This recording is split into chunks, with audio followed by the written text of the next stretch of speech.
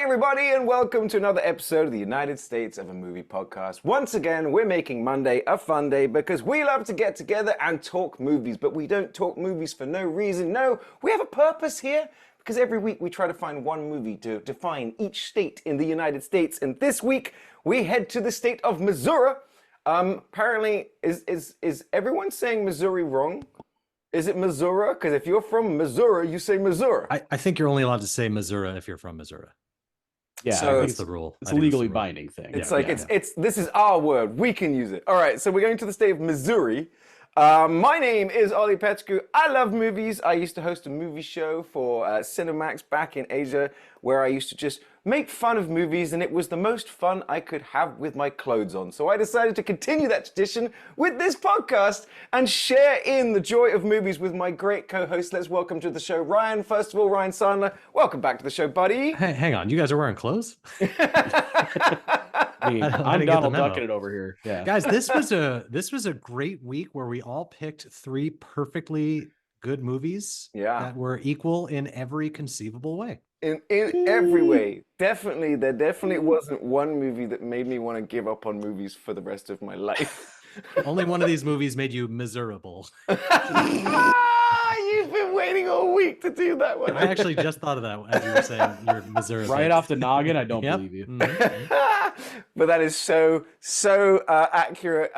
We'll get into that for sure. But first of all, we have to welcome our other resident movie nerd. He sits right now in his own movie legendary cave filled with the greatest movies of all time. Will Hirsch, welcome back to the show.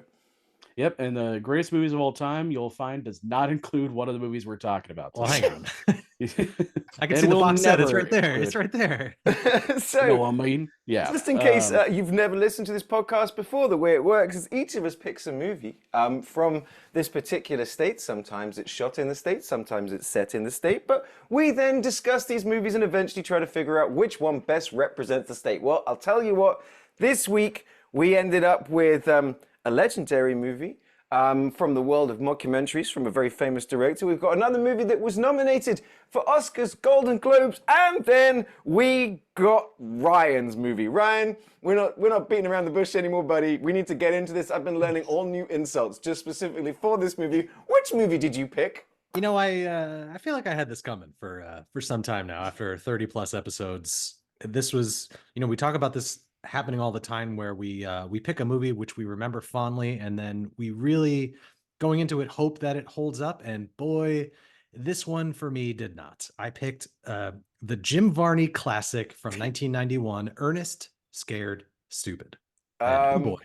Yeah, oh boy, indeed. Look, Ryan, my wife has great love for you, but at this moment, I think she's pretty much disowned knowing you. Just like that. Yeah, exactly. It was just rip the Band-Aid off. She's like, clearly he's dead to me. I spent years trying to get her to like me, and now just one film undid all of that. And I deserve it. I stand by that. I will take all the punches because, man, I remember this movie fondly as a kid, and I remember it because I think I was about the age of the kids in this movie, and it was really a really scary film for me to watch. And watching it now, I'm like, oh, it's not a good movie, but people fucking love it. It's like, right. I mean, the thing is, I was aware. I mean, I know I saw an Ernest movie when I was a kid, and I definitely had I remember laughing during Ernest movies, but this one, I don't think he was as big a person in the UK as No. To use the phrase Ernest Mania, it was the fucker was everywhere out here, and credit to Jim Varney for being such a phenomenal comedic presence, Juilliard trained actor, incredible. Really. Yeah, I'm gonna go on the record before we start laying into Ryan and this movie that I'm giving still a lot of credit to Jim Varney, and also Eartha Kitt. Absolutely holding up this movie in every. She's I think Ryan, you said it. She's in an entirely different movie. It's crazy. It's crazy. She's fucking awesome in this movie. So this good. movie is also basically an abortion. You know, the great thing, actually, you know, this is the thing about Gen Z kids, they're going to be just okay. Because I came down last night and my daughter was like, so how was the movie? And I said, oh, it was an abortion. And she goes, so is that a good or a bad thing? I thought Oh, about it for a second and I was like, oh, you know what? wow. Considering access to it and the things that are happening, I was like, T-Bomb, you've just blown my mind a little bit there. So, but this movie is so bad. I knew it was going to be Yeah. bad from the opening credits. Ooh, you mean the opening, the Mystery Science Theater-esque Montage. him reacting So to the weird. movies that you're seeing? Yeah. Oh man, it's Not even react. It's just goofy faces on top Yeah. of like a clip from White Zombie will be playing, and then he's just like, ooh, and it go over goofy music, and it's like that's when you know it's like, oh, we're in for a bad time. I realized that Jim Varney, I can't remember, I remember drunkenly or texting you guys something last night, but it's just that Jim Varney was like what we kids had before Jim Carrey turned up. And as soon as Jim yeah, Carrey existed, kind of, yeah. I was it's thinking like that there's a very similar. yes, because it's all this very, you know, Yeah. plasticky face and he's playing character and he's doing this stuff, but And the instead voices of like too. it's being Oh. played for kids. Like Jim Varney is making a movie for middle schoolers. Yeah. Whereas, you know, Jim Carrey's making a movie for children, but also immature adults as well. Right. You can Yeah. find it's funny. I would kind of compare it more to like as a kid I was like this is kind of a low rent Pee Wee Herman actually. Mm, It's kind of yeah. closer because like it started on TV and then became like a movie franchise. By the way, I just looked up like before we started recording how many movies are in the Ernest Yeah. franchise. It's like 9 of I them, right? I thought it was like 3 or 4. Yeah, way more than you'd ever think. This was Yeah. definitely the first one I remember seeing, and I'm pretty sure I saw it in the theater. But you know, there were so many like, you know, there's so much trivia behind this. Like Disney picked this up for like a 4-picture deal, and then this one didn't perform well, and they're But like, they think now we're because scrapping it was it. scary. It was too scary. Yeah. Yeah. And I can see that because Very bad. It was. I remember, like, again, I probably hadn't seen this movie in 30 some odd years, but I remember being scared of it. And I always remember Will saying, like, kids, like, there's no scary movies for like kids these days where kids are generally scared. I mean, there's like horror movies, but those are not for kids. But then there's nothing really adjacent to this. it's the sort of the 80s PG-13 Spielbergian poltergeistian, you know, like Temple of Doom. It's not for Num kids. Chibai. I know what you mean, and Will has very much been a proponent of they agree. stopped making scary movies for kids because kids like being scared. No scares and no fucking. Yeah, That's Ernest's bring motto. that back. That's Ernest's motto. Toy Story 5, we throw it to you. Make it happen. Yeah, it's Oh my Sex God. Toy Story. That's where it's Ooh, here we somebody go. wrote that down. It's just a bunch of anthropomorphic Oh my dildos God. talking to each other.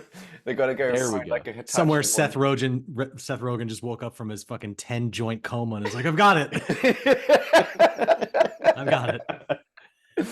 Seth, There we call me, go. buddy. We can make that movie. Yeah, there's so much about Ernest that we will get into. I mean, In earnest. the one thing I will say that this podcast is therapy for me. Basically, it is genuinely a really, really fun part of my life. I love that it pushes me to watch movies. I was just talking with someone who came out asking about the podcast in a pub the other day. But I tell you what, Ernest Scared Stupid was, it sucked all the joy out of my life.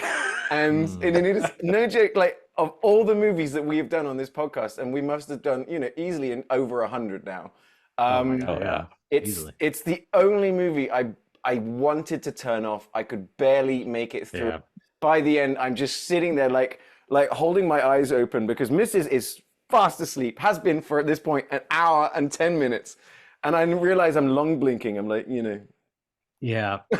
I did that going through it too. And I'm like, oh man, I feel so bad because I wanted to remember this movie so fondly. And unfortunately, it just does not hit the same. I mean, I was looking for glimmers of, you know, positive things about it. And Jim Varney is just a treasure. And I think the creature effects are still really good, even Agreed. though they're all literally reused killer clowns from outer space. Yeah. Like they just repainted them. It's exactly the same. They die in the same way. It's hysterical. I did see some overlap as well with one of Will's favorite movies ever. Hocus Pocus. Which I believe is Teenage Mutant Ninja 2, The Secret of the Ooze. Oh yeah. No, But, that's mine. His is the first one. He loves the first one. I love the second one. the pizzas being thrown at the Yeah. bullies who try to attack the kids are Mhm. reused props Yeah. from Teenage Mutant Ninja Yeah. Turtles 2, because Yep. both movies have the same prop master. So that's, I mean, again, see, this is how far we are digging into facts about this movie Yeah. to try and find something fucking positive to see. You know what would have improved this movie? It's Major Pain. It would have vastly improved this movie. Well, you do get him doing the impersonation of like the military and all the other characters for some odd reason. I'm assuming because Right. I don't know the Ernest ethos, but his whole shtick was doing like a multitude of characters. Yes, I did That's text why. you guys that wait a minute, is he schizophrenic? Schizophrenic, yeah. And Yeah. it turns out for that sure. yes, he is Yeah. schizophrenic and does have multiple personalities that randomly just appear in the movie, Yeah. and you're kind of unclear as to whether or not people can see them. And no, I don't think anyone else Yeah. can. But this movie is truly bizarre. Fucking Yeah. mind. I made the mistake of watching this like with friends in the room who are now no longer my friends. Right. You made a yeah. good point. Like, you use this podcast as a form of therapy, and now after watching this movie, you need to be institutionalized. Yeah. Yeah. That is it. Yeah, my wife it was, very much this switch of just like she watched Yeah. 10 minutes of it, said I hate Ryan, and then fell asleep.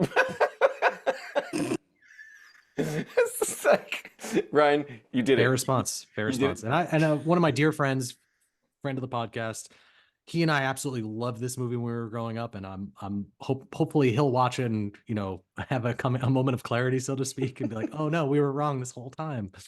You weren't man, wrong. it's You were just- just 7. You know what I Yeah, mean? yeah, Mhm. true. That's just the way it is. And we will get back to it, but we do have 2 other movies that we will be touching on. Oh, right.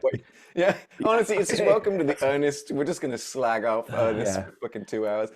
But Will, tell us about your choice. A movie I'd never heard of, to be quite honest. And really fun watch. I'm not going to lie. Yeah. This was a good giggle. Yeah, this is I think the first of like the Christopher Guest like directed like mockumentaries, Waiting for Guffman. Later did like Mighty Wind, Best of Show. I think I'm forgetting one other one. Yeah, it's, thank you Spinal for your consideration. For your consideration, yes. But yeah, I saw this movie years ago. My buddy Jake, shout out to Jake. This is going back, oh my god, 20 years now, when we were working at the video game store, and he was talking about Christopher Guest movies, and I wasn't that familiar. He told me about I knew about Spinal Tap. Yeah. He's like, it's similar to that, but this is like a slightly different style of comedy, and he just has a bunch of different movies. So I went and started checking him out, and they're all great. But this one's my favorite. Yeah. This one is just super silly, and everyone in it's amazing. Incredible. Yeah. Like, and as we were saying, like super fast, like watch. It just zips by. It is, and that's like, it's a very, very tight 85 minutes that is cut down from 50 hours of footage, which is, pretty astounding when you think that the other movie we're going to talk about had 100 hours or something like that. But Waiting for Guffman, it's written and directed by Christopher Guest, Mr. Jamie Lee Curtis, if you're wondering, which is something that every single member of this podcast is extremely jealous of. Talk about luck. It's like that and Kevin Kline marrying Phoebe Cates, and like these 2 guys, in my opinion, luckiest human beings on earth. Apart from me, my beautiful wife, I love you very much, darling, friend of the podcast. She hates Ryan. But this movie stars Christopher Guest. What is his character name? It was Corky St. Clair. What Corky a great St. Clair. character name. Fucking love it. It also has Eugene Levy, Fred Willard, Catherine O'Hara, Parker Posey, Bob Balaban. But like, it's, you got that kind of Schitt's Creekian kind of vibe.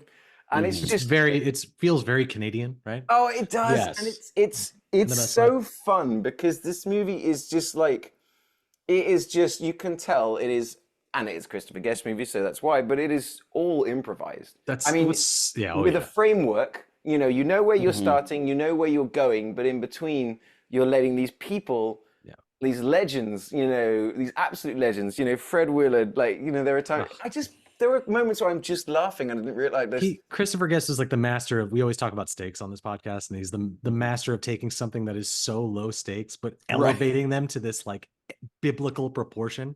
Yeah. And then you have all the side characters talking about the history of this town, and it's so ridiculous and so rapid fire. It kind of reminds me of what the kind of approach that Parks and Rec took with the sort of the small town stakes. So it talks about this little town called Blaine, Missouri, which there is a Blaine in Missouri, but this is not it. It's an unincorporated area. But it's basically a small town that's sort of like the stool capital of America, which is brilliant. So good. I love that.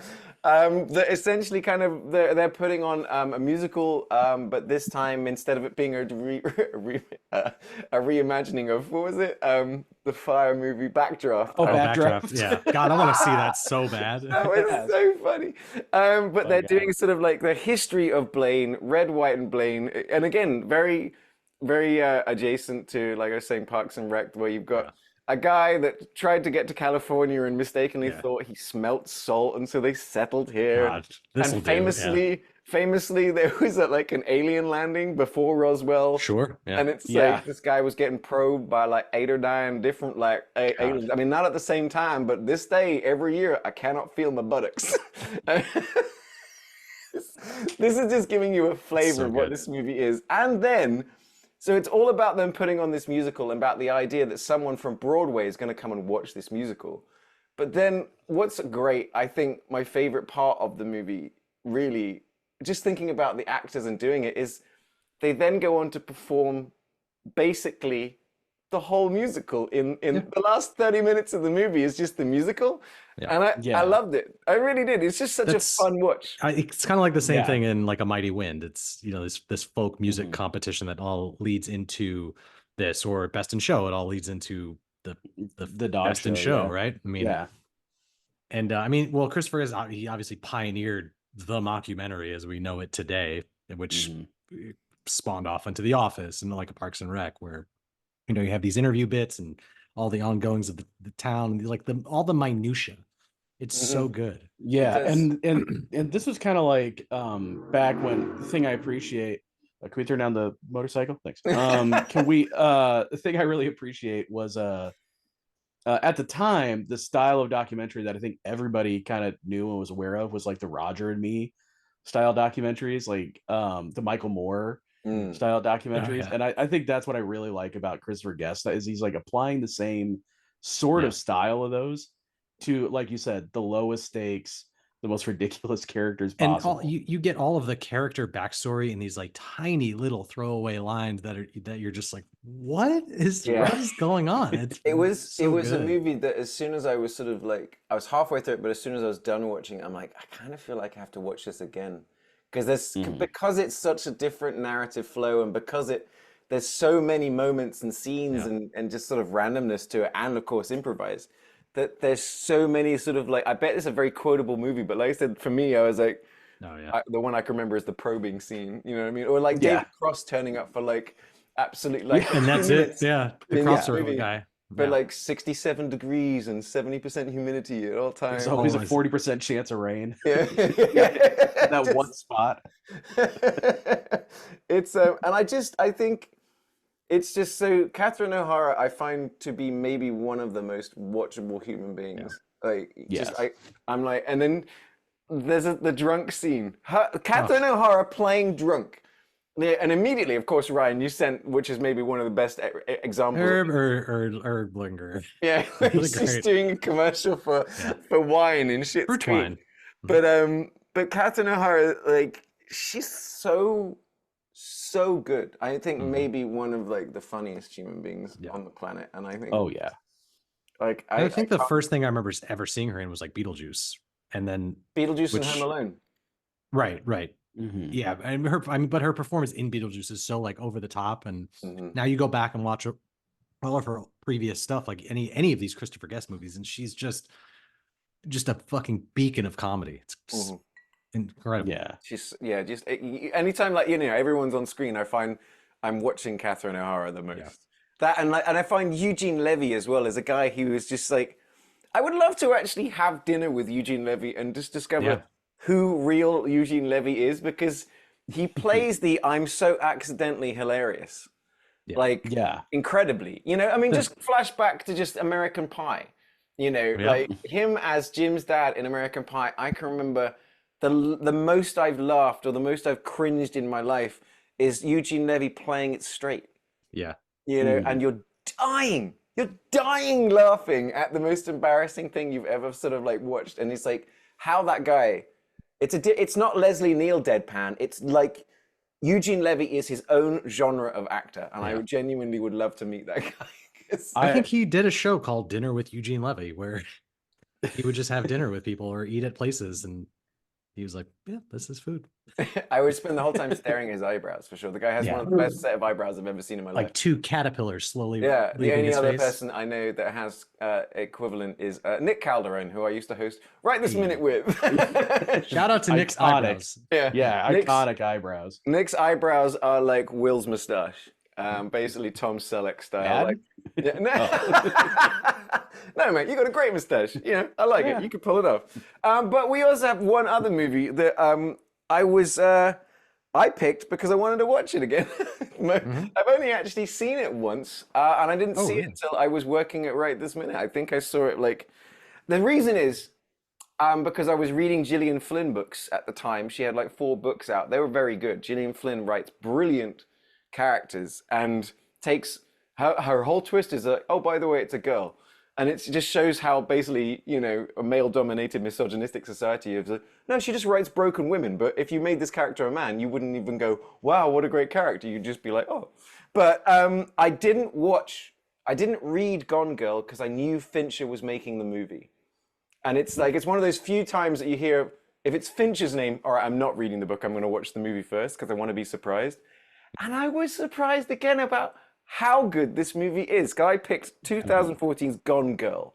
Yep. Gone Girl it's really fucking good movie, man. It's so good. Yeah.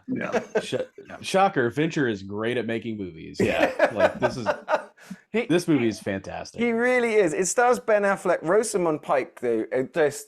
I think maybe, I mean, I love her, and she's been great in just everything I've pretty much seen her in, but this might be an iconic role. And Neil Patrick Harris, Tyler Perry as well. By the way, Tyler Perry kills it in this movie. I think he's fantastic. I love this movie. Yeah, I love this movie. Like I remembered this movie all the way up until she comes back covered in blood, and then I had forgotten the last 20 minutes. Like I remembered it existed, but I had no memory of what happened. And it's that. It's got that really cute epilogue. Yeah. It's fucking crazy, this movie. The twist.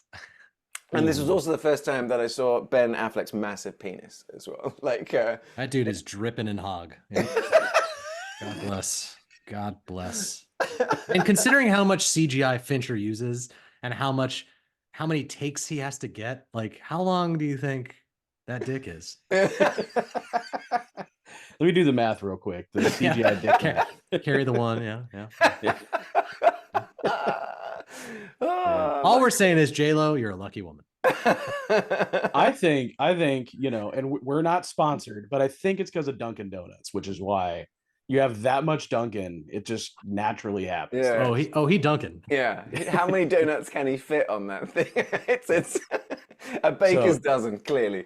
So that's our message to y'all. Dunkin' Donuts, it will make your dick bigger. Dunkin', hit us up for that sponsorship. That's actually pretty good. Strangely craving donuts now. I'm strangely craving a foot-long hot dog. Anyway, moving on.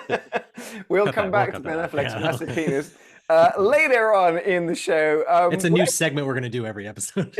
Yeah. Ben Affleck's hog. Actually, Volume 2. Let's start with Gone Girl. Let's talk about Gone Girl. That's where I started. I definitely did it wrong. I watched that first too. I started with Gone Girl, then I watched Waiting for Guffman, and then I tortured myself with I did the same.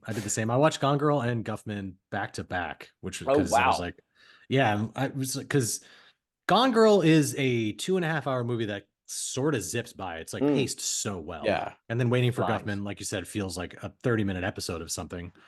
And Ernest Scared Stupid feels like a 10-hour tome of torture. You know, there was one text I think that Will said, like we said, you know, I paused it, convinced we were almost done, realized you had 60 minutes left. And so, like I said, Mrs. fell asleep. Mrs. fell asleep and she had moved the remote away.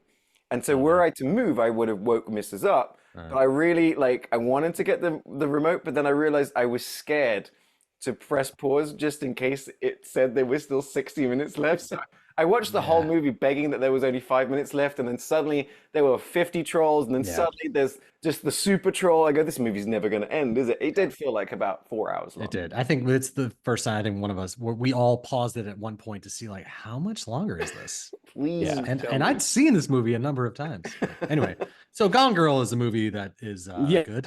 Let's move it on. Yeah, Yeah. Gone Girl is a fantastic movie. Gone Girl tells a story of, well, I just think, and it's kind of like I texted you guys, it's got one of those, the best, and that's why I didn't want to read the book, because I knew whatever was coming, I was avoiding all people talking about it. Everyone's just this, that, and the other. It took me years to watch it, and I managed to avoid spoilers the entire time. But the way the movie is made, the way the screenplay is written, the screenplay is also done by Gillian Flynn. Credit to Gillian Flynn on this one. That for the first hour, you're kind of in this sort of like, did he, didn't he, missing person sort of like mystery, like that you've sort of seen before. And then you just get this handbrake turn twist of like, back of your mind maybe, but suddenly you get the Gone Girl twist, you get the Amy twist, and you're like, at that point on, you're like, what? Yeah, she was gone the whole time. Fuck.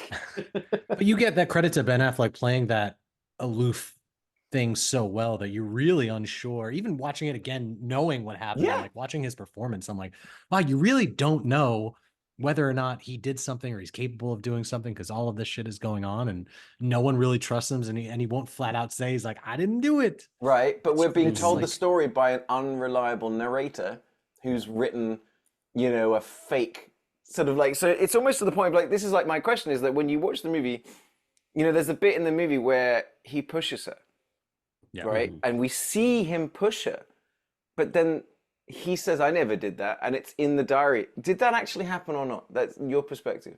Did he actually push her? I honestly was never thinking of it like that, but you're right. I mean, it's her, once you get that midway point, it's her writing these journal entries, these diary entries, as you've been like conditioned to see her do. Yeah, and you start the truth. She goes, you start with the truth and then you slowly push into the fantasy. I never even thought of it like that. Because you see when he's giving the police interview and he says no. Because she brings out the diary and she goes, true or false, true or false, true, true. And they goes, I never did that. And so that's one of those things about like, you kind of, it's interesting how Fincher does it. It's like I said, good screenplay. Fincher gives you just a little bit and always brings that creeping doubt in. That creeping doubt. And I remember it was a big deal. Like they changed, because I never read the book either. So I don't know what was changed from the book to the film, but I think something major was changed. So people who had read the book still wouldn't see it coming. So I don't know if you guys know what that was. I don't know. Let us know in the comments. And I've never read any book because they're stupid. They don't have explosions. So What am I, a fucking nerd? Yeah. What am I watch my books like a real man. The way I kind of take like her diary entries is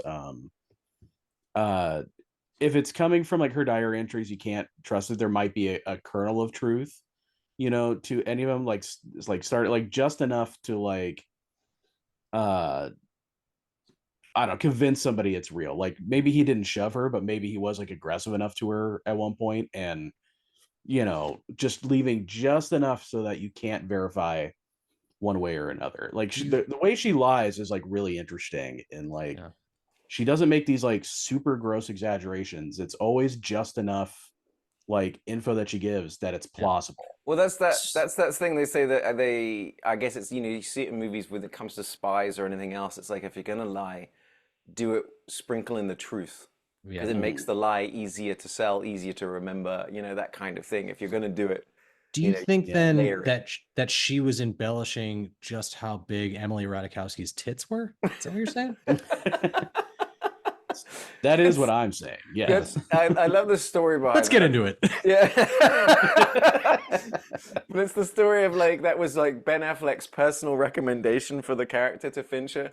And then the way he's like, Fincher didn't know who she was. And he goes, oh, here, showed him the Blurred Lines video where she's just completely naked. And he's like, yeah, that works. But I mean, again, I'm gonna, yes, she's a very beautiful young lady, and she does immediately, like Ben Affleck is within 2 seconds sucking on her tits. But she's really good in this movie. She's good. And like, and I'll give her credit as well. I was reading some sort of quote. She's like, look, man, I mean, it's David Fincher. So I just turn up. I don't know anything. I'm just here to learn. He wants to do 100 takes. I'll do 100 goddamn takes. And you know what? I agree.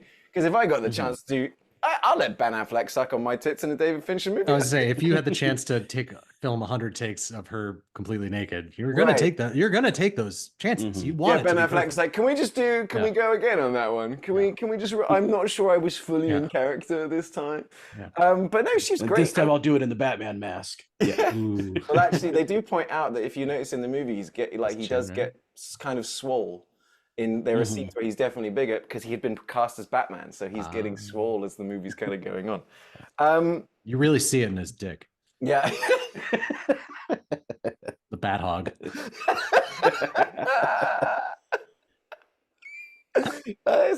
No joke.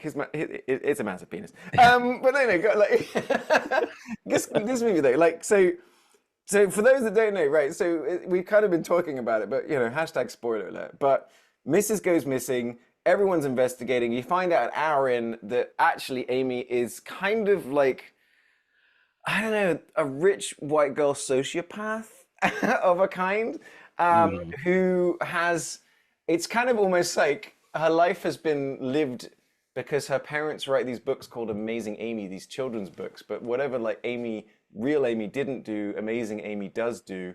And so she's kind of like this sort of America's sweetheart, but none of it's real. Yeah, let's write a better kid.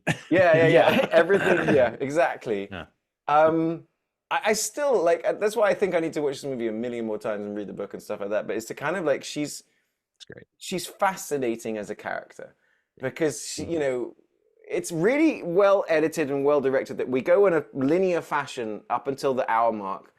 And then we go back in time with Amy's story, and Amy's story slowly catches up with our story, and I think it's quite clear that they always have dates and reminders of how many days gone and this sort of the other. Because honestly, if not for that, I reckon 2 hours in, I would have been really confused as to where. It's so good, and she's so meticulous. Like once you get that record scratch, you're probably wondering how I got here moment. Like, you get to see how meticulous she is and how long this has been going on for, and all of the journal entries, and they have this playful scavenger hunt thing they do on their anniversary, like all of it leading up to this. And then she's, the one thing she didn't account for was 2 fucking hillbillies at a miniature golf place and somewhere in Missouri. But but then she's so good at pivoting. Yeah. Like she really like, wait, is. I've got that stalker ex-boyfriend. That's it. Okay, great. She is Perfect. an evil genius in so many ways. And I love that. How many movies do you know where the evil genius gets away with it? But then at the same time, the protagonist is kind of okay with it. I mean, I love one of my favorite bits of the movie is Tyler Perry. When we've all kind of caught up on the story and figured it out, and Tyler Perry, who plays this sort of like famous defense attorney, is like, you guys are the craziest motherfuckers I've ever met. Anyway, I'm out. Yeah, you two deserve each other. Just don't make her mad. I'm out of here. Yeah, that's such a great line. He enters this, like Elvis has entered the building and Elvis has left the building. Like that's the dovetail to his character. He's great. Yeah. Carrie Coon is fantastic in this movie too. I'm just rewatching The Leftovers and she's phenomenal. Yeah, see, I've never seen that, and I hear that's amazing. And like, I didn't realize that this was her first appearance. Like, so she was like very familiar to me. She's great. So she plays Ben Affleck's twin sister. Yeah, her penis is also massive. She's great. And like, there's so much about this movie that it just lends itself to feeling very real.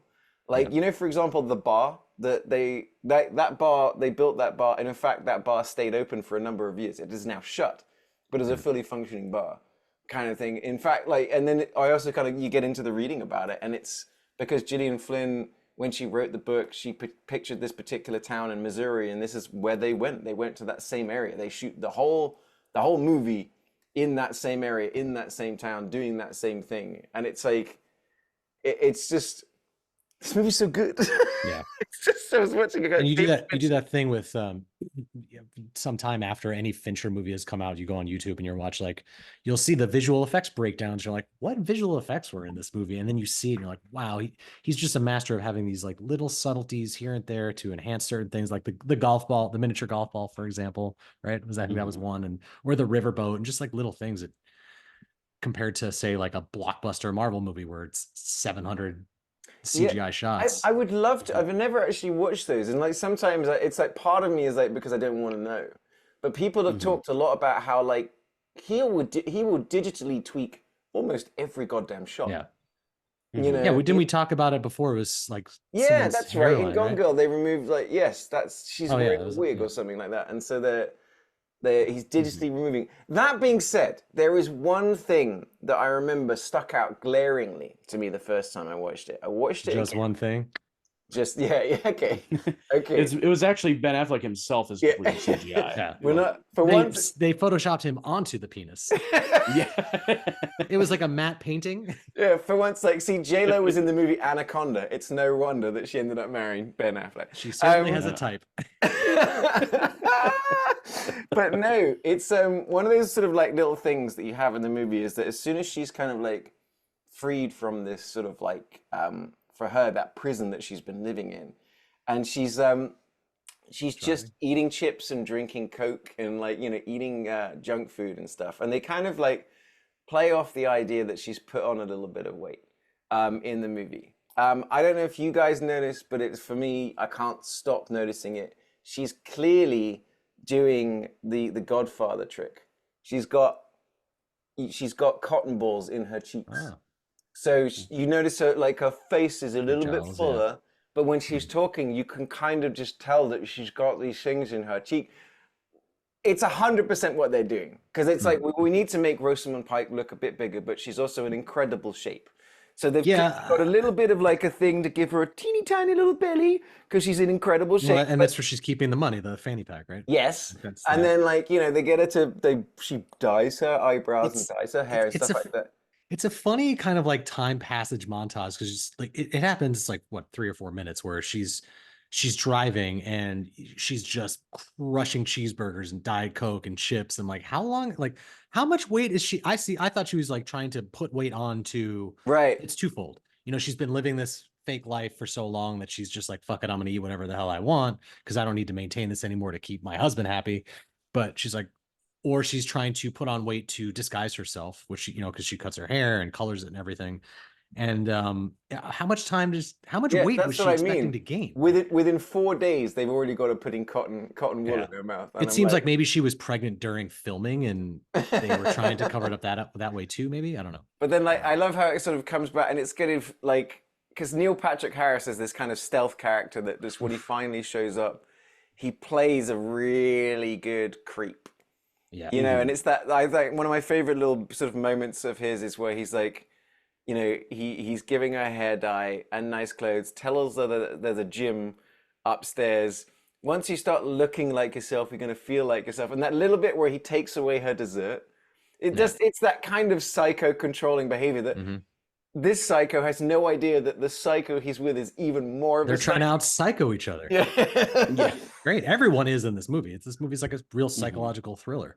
It is, man. And that's the thing, is it like, there's so much more. I think I need to watch this movie like 6 more times. Yeah. You know, when I love a movie, I really like to get into it and see all the things, because this movie is a very, very, it plays it very subtly, you know, and I love a subtle hand, and it's just drip, drip, drip, feeding you just enough. And the way you're certain you're rooting for someone. Oh, wait a minute. Now you're rooting for someone else. Then you're rooting for both of them. Then you're rooting for nobody.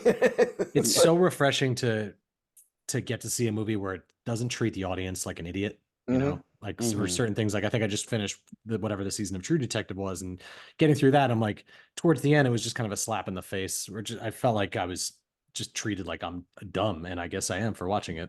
But this one was so refreshing to see. Like, you really, again, after seeing it for so many times, you still have that feeling of unease.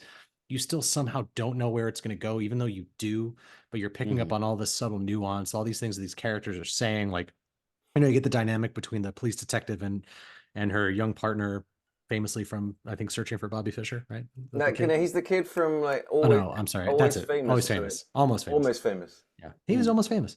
Yeah. And I love like all of this, like all of the subtlety in this movie, even though it's like pretty full on. They have some great like little tiny moments. Like I love the part where the detective is asking Ben Affleck, like, you don't know your wife's blood type and stuff, and he's getting flustered when he leaves the room. I just love that guy being like, "Am I supposed to know my wife's?" And she's like, "No."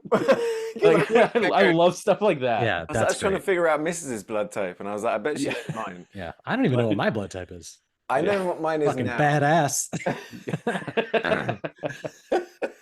I know what mine is. It's nacho cheese. That's my blood type is just negative. But like there's was it Scoot McNairy? He turns up. Oh my God, so good. And he's so good for just that little bit that he's in. Boyd Holbrook turns up in a small role. He's great. Lola Kirk as well as Greta. It's like everybody that does rock up. I mean, like Missy Pyle. Every time she turns up, oh my God! And Casey Wilson, she's fantastic, and this is The Neighbor. Yeah, that whole thing of like, how do you fake a pregnancy? You get your like her whole like manipulating this fictitious friendship just to. I mean, if you really break this movie down, it's just a super cute, elaborate scavenger hunt between a happy couple. Yeah. Sure, there's some twists and turns along the way, but I mean, at the end of the day, there's some death, but I mean, I mean, can we talk about that scene? My God. Yeah, we'll get there because that's the gasp scene. But it's the all's well that ends well kind of thing. But it's interesting, like watching the movie. So the movie bookends with the same shot but different, with the same almost like voiceover but different. And it's like, right from the beginning, it's weird and creepy because he's like stroking his wife's hair and I'm doing what I usually do. I want to crack open her skull and unwind her brains. And so you're like, well, that's a bit of a fucking weird thing. And then she looks up and she looks at him with such dead eyes. And then at the end, it's the same thing, the same moment, the same shot, the same sort of thought. And she looks at him with so much love in her eyes. Because because the psycho is so intrigued by this guy because she pushed him into this situation and he reacted in an interesting way. And suddenly she's like, all right. And it's so fucked up. This movie. Okay, we can have kids. Yeah, I know. Oh, right. But yeah, the scene Ryan is referencing is the murder. That is an actual murder that I remember the first time I watched it, I gasped. And the second time I watched it the other day, I gasped again. Yeah. And it's underpinned by this like phenomenal score.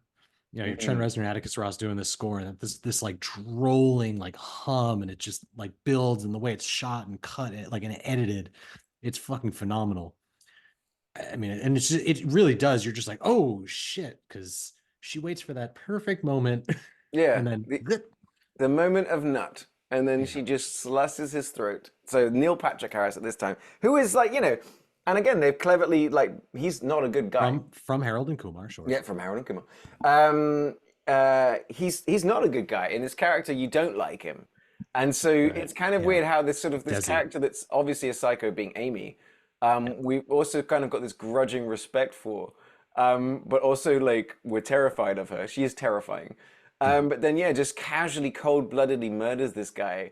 But the level of, like you said, the manipulation that she's gone, like that, one of the best bits of acting, that she does is where she messes up his hair, bites his lip, pulls out his shirt to deliberately sort of frame him on camera, and then takes the red wine and gets it on her underwear, and then just presses up against the window and screams in silence. It's like she's done this before. Yeah, which is crazy. Right. Like she's simultaneously like so good at this, but also somehow kind of amateur at it. Like why is she so good? Is it because she's a phenomenal writer? But to be able to think of all of these things and be so meticulous, it's kind of psychotic in a way. I mean, it is, but it's not kind of psychotic. It's straight up psychotic. So hot. I mean, so hot. I mean, she'd be fantastic at improv. Like, you put her in an improv troupe, she'd be amazing. I think she's got all the things of a really good. She's Jason Bourne without the training. You know what I mean? Like another great scene is where like she uses her femininity to disarm men in so many ways. And I think one of the best examples of that is when, you know, because like Will's saying, she's improvising. Her plan's gone a bit tits up. Now she's murdered Neil Patrick Harris. She's trying to come home. She's set up this narrative of like that she's being sort of like captured and raped. And she's sitting in the hospital and you've got this wall of FBI, everyone men. And they're all just like, they're falling for her act. And then you've got the female detective going, yeah, can we just for a second go back and talk about, and then, you know, and then Amy going, oh, well, you know, can we maybe finish the bit where I was talking about how I've been getting raped? You know, just again, and just playing the men as a fucking virtuoso, you know what I mean? And they're all falling for it. And then this one, the female, the only woman in the room going, guys, are you fucking blind? Right. What's wrong with you guys? Yeah. It's fucking great. It's such a good, I mean, such a good screenplay. It's so well done. It's so well edited. It's so well shot. And the thing is, like, you're really not rooting for anyone in this movie. Like, everyone's kind of bad. Like, you don't want people like the sister is the only sort of sympathetic character. Or Tyler Perry's character. Yeah, she's the one that calls. I want to see a David Fincher shot Tyler Perry show where he just goes around the country being the lawyer to other people. Just maybe we can pitch that to Netflix. Throwing gummy bears. Yeah. That was the other CGI thing I remember, is all the gummy bears were fake. Really? That he was throwing, those were all CGI. No. David Fincher, you're insane. You are insane. You are Amy levels of crazy. They couldn't get the bounce just right, like off of his set. That's like a famous thing. You should look that up. The thing is, with one, you being you, and two, David Fincher being David Fincher, I can't tell if you're full of shit or not. No, that's true. Would I lie to you? When have I ever lied on this podcast? You said Ernest Scared Stupid was a good movie. All right, name one other time. You know, what's interesting to me is that I feel like Gone Girl, in a way, is almost underrated. You know, Fincher's got a really interesting, you know, filmography. And I feel like, even to myself, that I'm like, it's way, way stronger than I think we remember. Because if you get into other Fincher movies that are just a bit more controversial or a bit more in your face and this, that, and the other, that I feel like Gone Girl seems a little conventional, but is very, very, very, very... See, I think it goes Zodiac, Gone Girl, and then kind of like the others. Like, those two movies are in a completely different fucking echelon. Really? I'm intrigued. So, like... let's go down a little bit of a Fincher hole right now. Let's do it, because I put Alien 3 at top. Obviously, clearly. I think The Game is an underrated Fincher film. I've never seen The Game. Absolutely. Yeah. I've never The Game seen is super underrated. What? Don't hate the player, hate the game, son. No, it's great. Yeah, that movie. I just saw sorry, you were talking about Night Country. The office that they go to is the office from The Game. Where they go to that. Right. Yeah, I instantly clocked it. I'm like, that's the office they go to in The Game. One of my favorite locations in Gone Girl is like whatever that dilapidated shopping mall is. It's the most, like, one of the most, because I think that was in Blade Runner, and it's like up there with the Bradbury Building and I think the Macintosh House in New York City. Where it's just like, once I see or the Back to the Future lot that we always talk about. Like, I love seeing shit like that. I'm like, I know this place. That ain't in Missouri, motherfucker. Well, I tell you what, most of the movie was, though.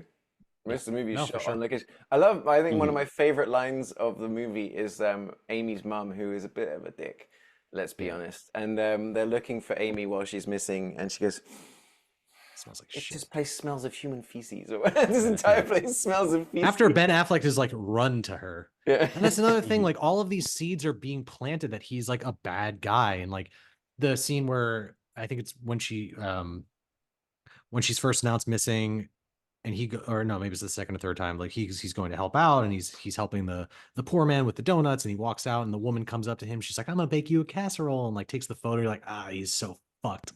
Yeah. And then can you delete that? And then she's such a Karen about things as well. It's just like, oh my God. And then the little smirk, and apparently like that because that is a very look at any picture of Ben Affleck at an event. You get that. That's a Ben Affleck smile. And apparently Fincher was one of those things that like helps sort of get Affleck the role. Was Fincher was like, oh, there's that. That's perfect. I think when he was like cast in this, people kind of like had a groan to it. Like, they're just like, oh no, what are you doing? But like, he's so, we've rewatching this for whatever time. Like, he's so good at this. Yeah. And this is the thing. Like, let's talk about that for a second, because you're so right. And it was the same thing about when he was cast as Batman. Now, Mrs. and I love Batfleck. He Batfleck was? but is that, you know, him and Matt Damon came up together, and then you had that initial run of Matt Damon just, if it was an Oscar movie or something, he's just knocking it out of the park, and then he's doing Bourne. And then you've got Ben Affleck, who had kind of a little bit more of that old Hollywood kind of like look, and he's doing things like Pearl Harbor, and he's doing things like, you know, these movies that just aren't quite working. And it's only in recent years, you know, since he started directing, everyone was like, wait a minute, he's very good. And then you see, and you realize that Ben Affleck has been, I think we all misunderstood and wrote him off because we were all watching Matt Damon be Matt Damon. And it's only as time has gone on longer that I'm like, Ben Affleck's great. He is funny. He's got a good instinct for like when he's direct. I like him as a director. And like you're joking about that dunking commercial, but like you've got Matt Damon in that commercial, but Ben Affleck is cracking me up. Yeah. He's like, underestimate Boston at your peril. I found myself watching the scene from Jay and Silent Bob Strike Back where they're doing Good Will Hunting 2. It's maybe so good. In 2 minutes, maybe some of the funniest line reads you'll ever see or you'll ever hear, and it makes no like. I don't like those apples, Will. We're responding to a code 135. It's like, no, I wasn't with the hooker last night. Yeah. No. I love his. I wasn't with the hooker last night. Yeah.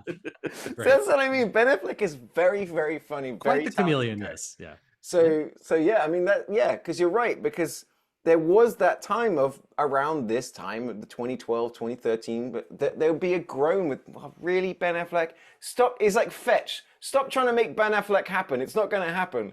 But then he's like winning Oscars for best film. I mean, like, I love him and I love the movie. It's one of my favorite movies, but Air is like the origin of the Jordans movie that he directed, and he's playing like this funny like CEO. One of my favorite parts of the movie is when he comes in trying to act like they've told him, come in late and act like you were busy. And he plays off that whole scene as such an idiot.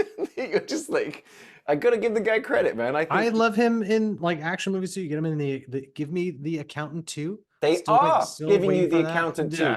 It is on the way. That was just announced weeks ago. What? Yes, it's now full on happening nearly a decade after it came out. Now with the accountant said the accountant made enough money, so they're making The Accountant 2. Oh shit. Well, there's no accounting for good taste. The Accountant 2, now with twice the autism.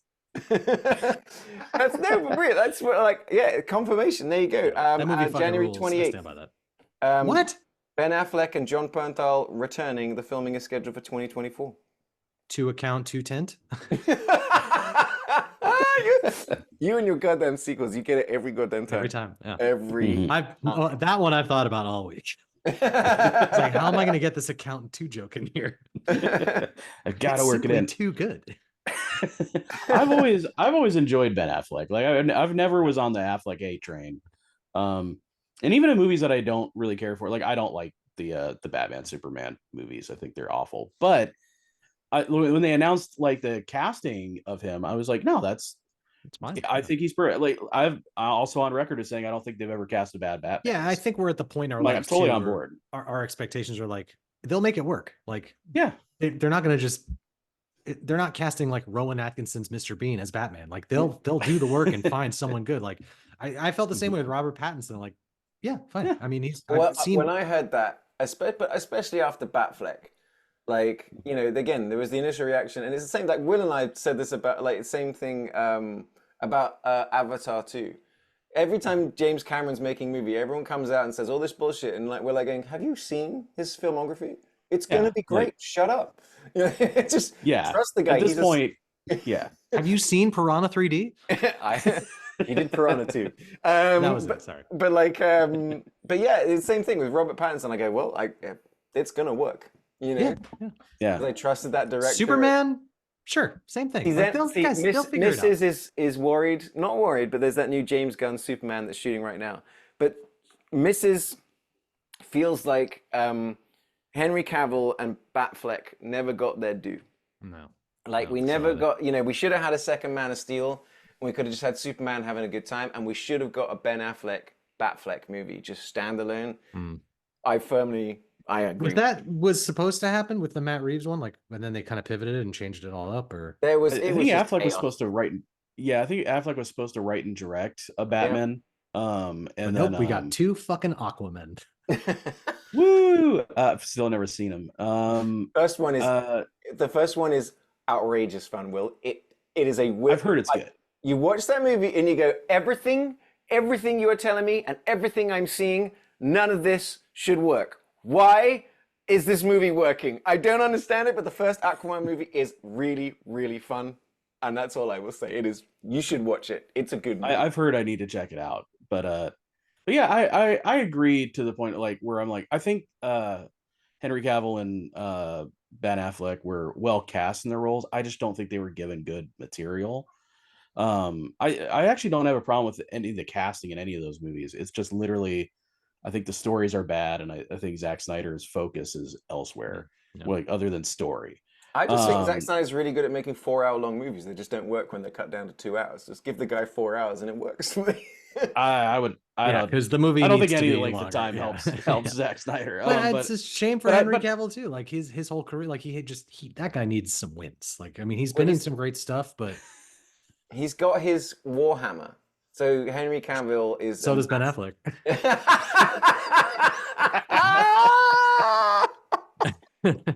What got Henry Cavill into Warhammer? That's right.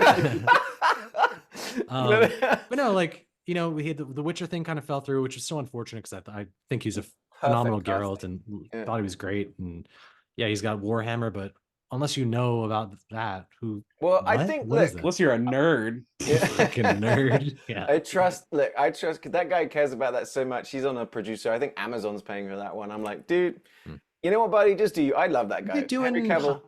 Are they redoing am I misremembering they were doing Highlander also with him, right? He's doing Highlander as well. Yeah. And I really want to see that Ministry of Ungentlemanly Warfare. That looks good. Oh, that looks great.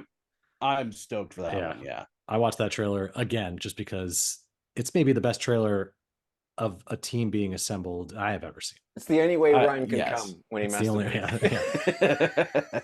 True. I need a team. Why are we putting this team together? You'll find out when you get to Ryan's house. Don't worry about it. Sign this release form, please. We've got a little distracted from talking about Gone Girl, but right, yeah. I think we're right there. No. The thing is, I could easily talk about Gone Girl for the entire podcast. I think there's so much to appreciate about it. There's so much to enjoy about it. But we also are notorious for going on and on and on. So I'm going to try and segue us. I'm going to segue us over to Waiting for Guffman. Let's get into that. Let's talk about that a little bit. Like as we were saying before, mockumentary style, improvisational style, very, very small movie that everyone just seems to be having a great time. Like Parker Posey. I mean, I've always had just such a just a boy crush on Parker Posey, but she's I don't know if you've seen, and I've talked about this I think before, but the Netflix TV series Lost in Space. I wasn't expecting much from it, and it's really good. It's really, really good. But Parker Posey, so they gender flip the evil doctor, and she plays it brilliantly, and it's a very sympathetic character. And it's like, it just is a great example about how good Parker Posey is, because I think for me, she's always the mean girl from Dazed and Confused is where I was introduced to her. Just because you brought up Parks and Rec earlier, she's also in an episode where she was like Leslie's friend and she moves to a different town and they kind of like butt heads. And that's their version of like Springfield to Shelbyville. What is the name of that? They're evil Eagleton. Opposites. Eagleton. They hate Eagleton, and yes, that's right. And they're just like, there's such a great. And the town is so perfect. It's great. And clean. Yeah, they do everything so well. But yeah, so like Waiting for Guffman, I'm walking in with. I think honestly, I don't think I've seen any of the other Christopher Guests. The ones that oh man, I was when this one came out, I was already this to me didn't strike me as a movie like I just wouldn't get it. And once my like satire button switched on, that's when like, oh, I get it. Like I can appreciate this style of humor so much so that I love all of his films. I still think Best in Show is probably my favorite, and then it goes to Mighty Wind just because I was too young to appreciate this type of humor at the time. But watching this now, I'm like, they're all the exact same movie. They're great. Yeah. The movie opens with them like overlooking a model of their town, and they're talking about like where the trash bins go and where the porta potties go, and these where the positions of the snipers are. Yeah. That was such a funny. That was such. You're great. It's like you're so right. It's like as it starts, and that's when it felt very Office adjacent as well. Yeah, It's like, for sure. like you're saying, Oh, it for felt sure. like I was watching an episode of The Office. But it's not like super. It's not. It doesn't have that real cringe to it, which can turn some people off. Yeah, You know, 100%. Yeah. Yeah, like for me, so like when you got into Christopher Guest, it's like, so I've seen, I've seen Spinal Tap and I've seen Drop Dead Gorgeous, these other sort of mockumentary sort of things. So I kind of just grouped them all together. So, but when you guys, when we chose Missourah last week, and like, right after we did the podcast, we were just doing a bit of a chat about, what we might want to do. And one of you guys said Waiting for Guffman. I think it was Ryan and Will. You're like, oh yeah. And I'm sitting there like in the corner going, the fuck are they talking about? Yeah, and and then you fuckers just let me go ahead and pick Ernest Scared Stupid. You goaded me into it. I did. I even backed you up on that one. Yeah, I will take. Who's laughing now, motherfucker? You brought this on yourself. That's it. It's quite a cursed monkey paw we wished on for that one. We never push one another to pick certain films, Major Pains.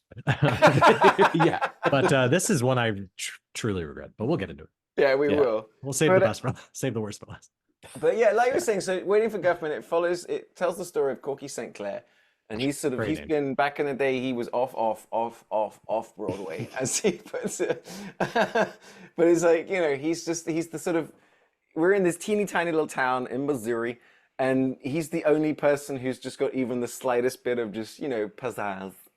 And I love how it's like, yeah, I mean, like we never see his wife. Like she never weird. Why do we never, it'd be nice if we could see his wife every once in a while. Whole movie felt like a really always long, out of town. It felt like a Mr. Show bit, this whole thing. In like a weird way. Like you take this like very effeminate character and pluck them into this very staunch town, but no one really cares. It's not right. They don't care because they're just innocent.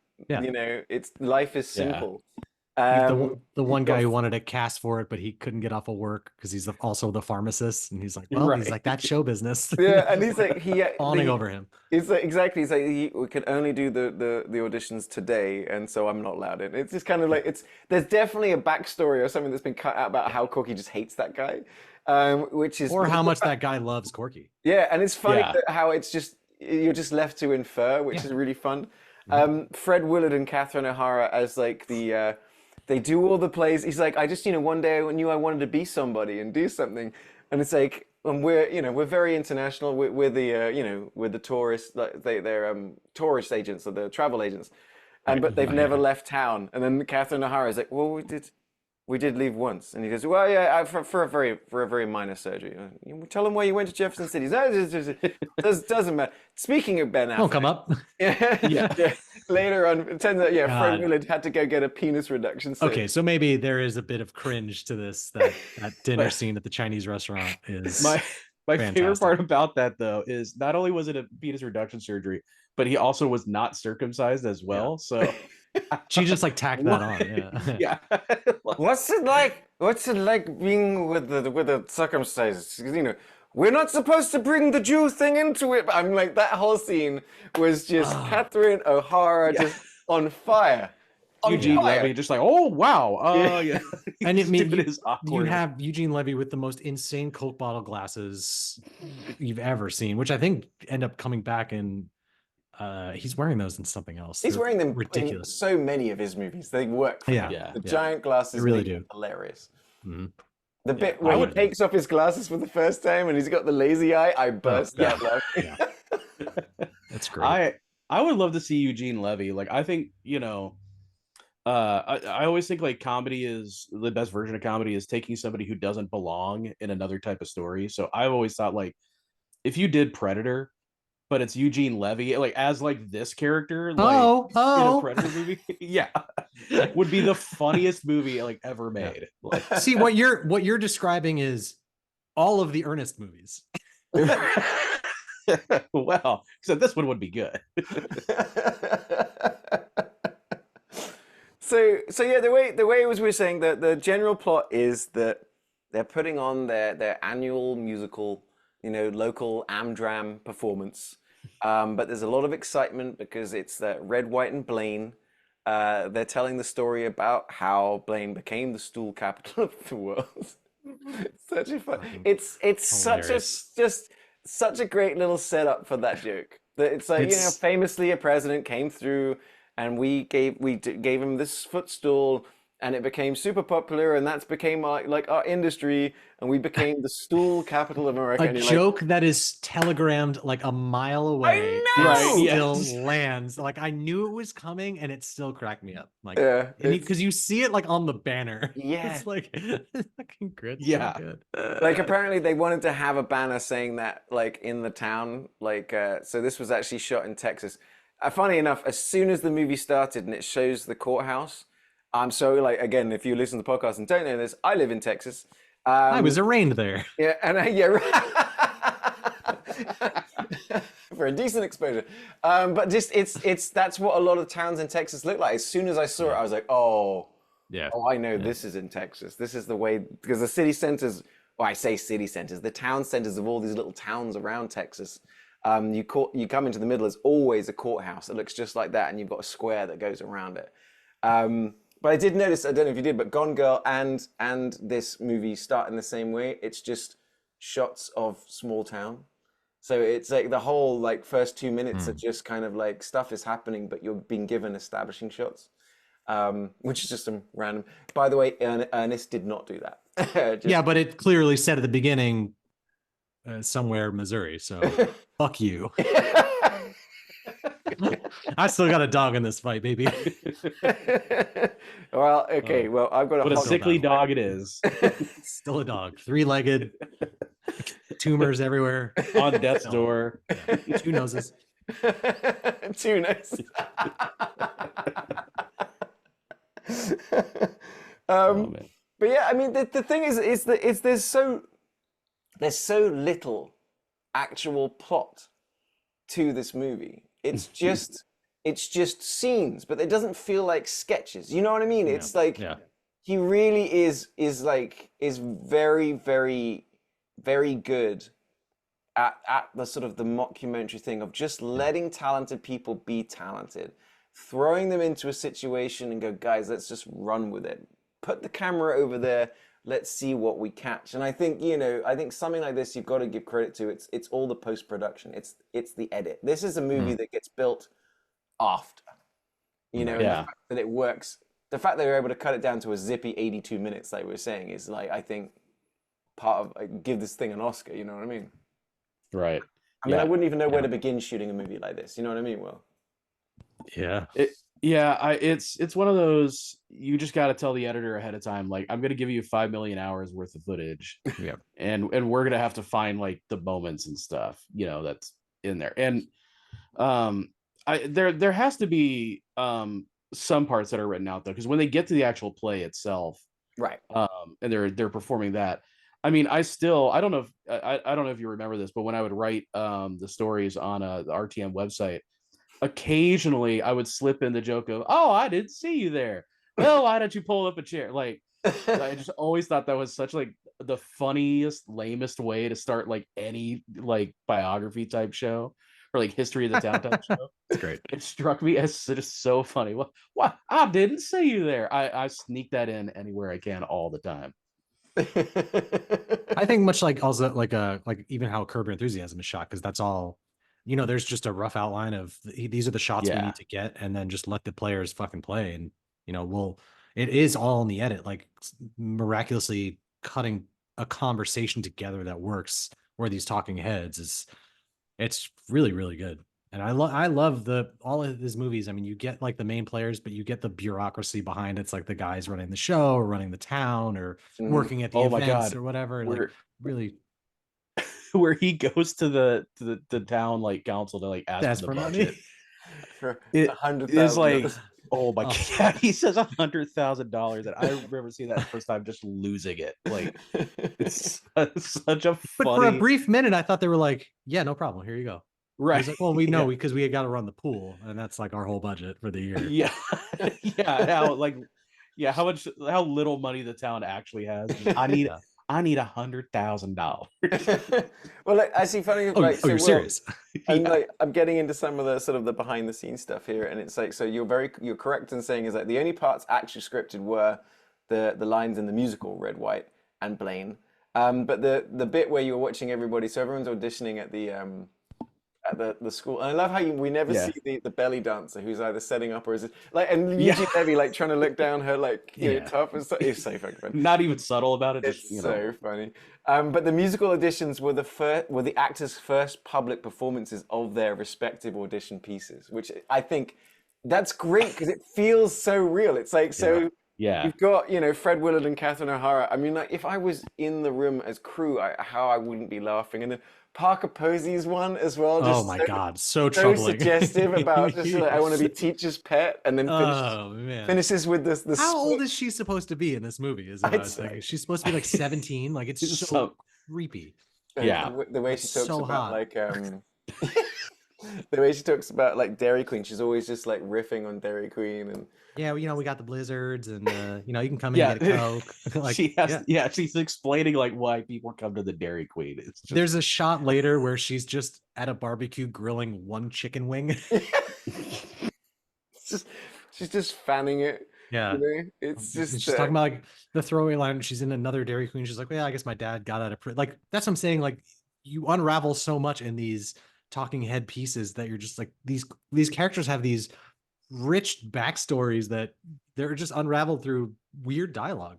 it's I think some of the coolest bits were in the epilogue. It's like the bit it had me cracking up. Christopher Guest is now back in New York, Oh, and he's got his like his memorabilia kind of like shop, but it's all just a like it's lunchbox. remains of the day fucking yeah, lunchbox. Yeah. And like the my That. dinner with Andre action Oh figures. my God. yes. I He want goes those to this day. he The fact goes that into the whole thing. He's like, well, that's not the actual dialogue from the movie, but the beauty is that they're action figures. You can make them say whatever you It's like, the fact that like a toy company like NECA has not made like those figures, like the My Dinner with yeah. Andre figures, Super is 7, like, if you're listening, yeah, that's give I the will people buy them. what they want. Yeah. And then I just like, for me, like it's kind of what I was saying when I talked about earlier is that I couldn't believe just how much of the musical they actually do. Yeah. At that point, I was at that point of going, one day I want to make a movie like, or be in a movie like this. To do a Mhm. mockumentary movie as an actor or just like with other people that like to Yeah. riff, I think would be so fun. But to actually then go down and do the performance and they're doing it and it looks really fun and they're doing it in character as well. I just, I would have believed that they said they'd only done the performance once and shot it Yeah. with hidden camera. You know what I mean? If we weren't having so Mhm. many audience shots and stuff like that. Shout Um, out to the guy who plays Gomez Adams in the original Adams Family as the guy who is not Guffman, right? uh, oh, uh, Uh, oh, uh, He's the did he guy in the show that they keep yeah, cutting back that to. isn't Guffman. He's saying not. No, that's you saying that's John Austin? No, he's the guy that played the original Gomez Adams, right? on the TV I'm show? No, yeah. that's John Austin. That's No. No? Sean Austin's Oh dad. man. Because I thought he was in the Adams Family movie as like the judge when Gomez is like hitting the golf balls. Right. I Yes. thought that guy was the original Gomez Adams in the show. No? No, no, that's Sean Astin's dad in the Son of original a show. bitch. He's a funny looking dude. I would have recognized him. I Yeah, don't know if he was alive by that point. I know him from other movies as well. Okay. What? I Maybe he gotta look was. this up. I gotta Maybe look he was this still up. Hang on. alive. But You guys talk amongst yourselves. oh, yeah, that's John Austin, one of Sean Austin's four dads. 4 dads? That's too many dads. He's got, which is a Sean Astin's got a pretty fascinating. Wait a minute. Yeah, John Astin, Gomez is his dad. mhm, Yeah, but yeah. that's not the guy from Waiting for Guffman. Oh, they look eerily similar. All right. Anyway, Where do I know the Guffman guy from? I know him from other movies and that's stuff. what I thought. I was like, oh, that's the judge from the Addams Family who also played. I've always known him as like kind of like playing bit characters like Mm-hmm. this. Like I didn't really know him from like anything else. So I've seen him in a bunch of like late 80s, early 90s films as like a guy who shows up for The one second He minute. seems sat like he'd down, be you knew police it chief wasn't. of something. I liked him. Yeah. It's like, you know it's not Guffman. And then as soon as like, Corky's like, give a speech and he gives the name. I just love the fact that he's like, yeah, I'm here just for the birth of my grandchild. That's what this balloon is for. Yeah. He's gonna love this, on the way. I'm gonna love this balloon. They're all so fucking deflated, and then I think is it Catherine O'Hara pops the champagne prematurely. Fred Willard. That's right, Fred Willard. Yeah. The worst possible time. They're all just sitting there somber, and he's just. I love the bit where they were doing warm-ups, like theatrical warm-up. That's a funny scene where Fred Willard, and it's that whole bit where he throws it over. And this kind of like there's also in the movie there's an undercurrent of Fred Willard flirting with Parker Posey. Yeah. But it's never, like I said, because they've got 60 hours of footage and they cut it down to 80 minutes. So there's so much there. But it's like Fred throws it over her and pulls her a little close. And then with Catherine, he's like, okay. And then not with Eugene. And then the way he played it off and he kept like, because this, because, he's playing that great, not thespian. Like, I love the way that they're in their epilogue, they're now in Hollywood, but they're extras. And it's a bit of like he's trying to feed her lines and he's tried to give lines to the guy, and all you hear in the background It's is just a still shoot. They're like, no lines. Yeah. quiet on set. Be quiet. It's for Justin's cowboy boots, right? Yeah. God. It's just everyone's effortlessly having a good time in this movie. There's no like moment of there's no you never feel like it's lost any momentum. You never feel like there's a scene that is standing out. And whenever you've got some little role, kind of like Ryan's saying, is like the people that turn up are huge. Like you go, oh, it's that guy.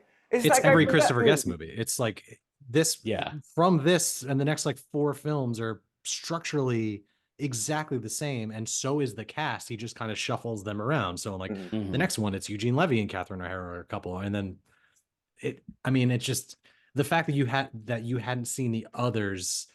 You're in for a real treat because they only get a little bit like they're so similar, but still all great. The level of like the Brian Murray from Groundhog Day, right? And like and David Cross and Bob Odenkirk and these people that like turn up for literally 90 seconds.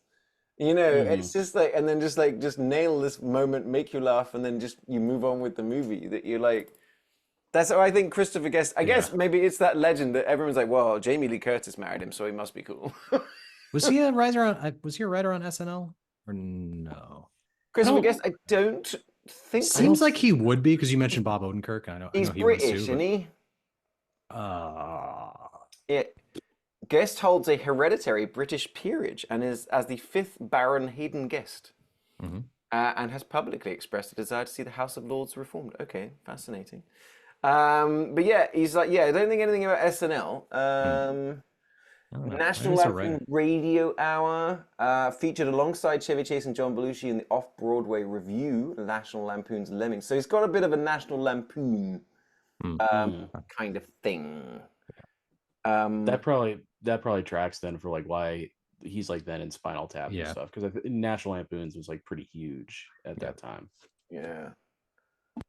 But you're right. Everyone that pops up in one of his movies fits so perfectly into this world that he's crafted that it's like this perfect harmony. So you're like, so of course you're waiting for like the next one. You're like, I don't care what the plot is. Just give me all of these people doing, it's like a sketch comedy troupe. Like just give me all these people doing let them do their bits and for 90 minutes and it's great. For 82 minutes. 82 minutes. I watched the director's cut where it had 6 extra minutes of music. Well, actually, no, you joke, but no, there was the original cut of the movie had the musical is actually 40 minutes of the movie. So, I mean, the fact that they've gone into that level of detail to do the whole goddamn musical is fucking great. But there's a 2-hour version of the movie that is around. You can find it. It circulates among fans. So there's a 2-hour version of the movie that diehard fans kind of like. I guess it's I feel like that'd be too much of a good thing, you know. That might not stay yes, its welcome. I know what you mean. I think Waiting for Guffman. You can only take this for so long. Like with a Yeah. movie like this, you got to get in and get out, I think. Well, you never know how. Like I said, the opposite of Ernest is like.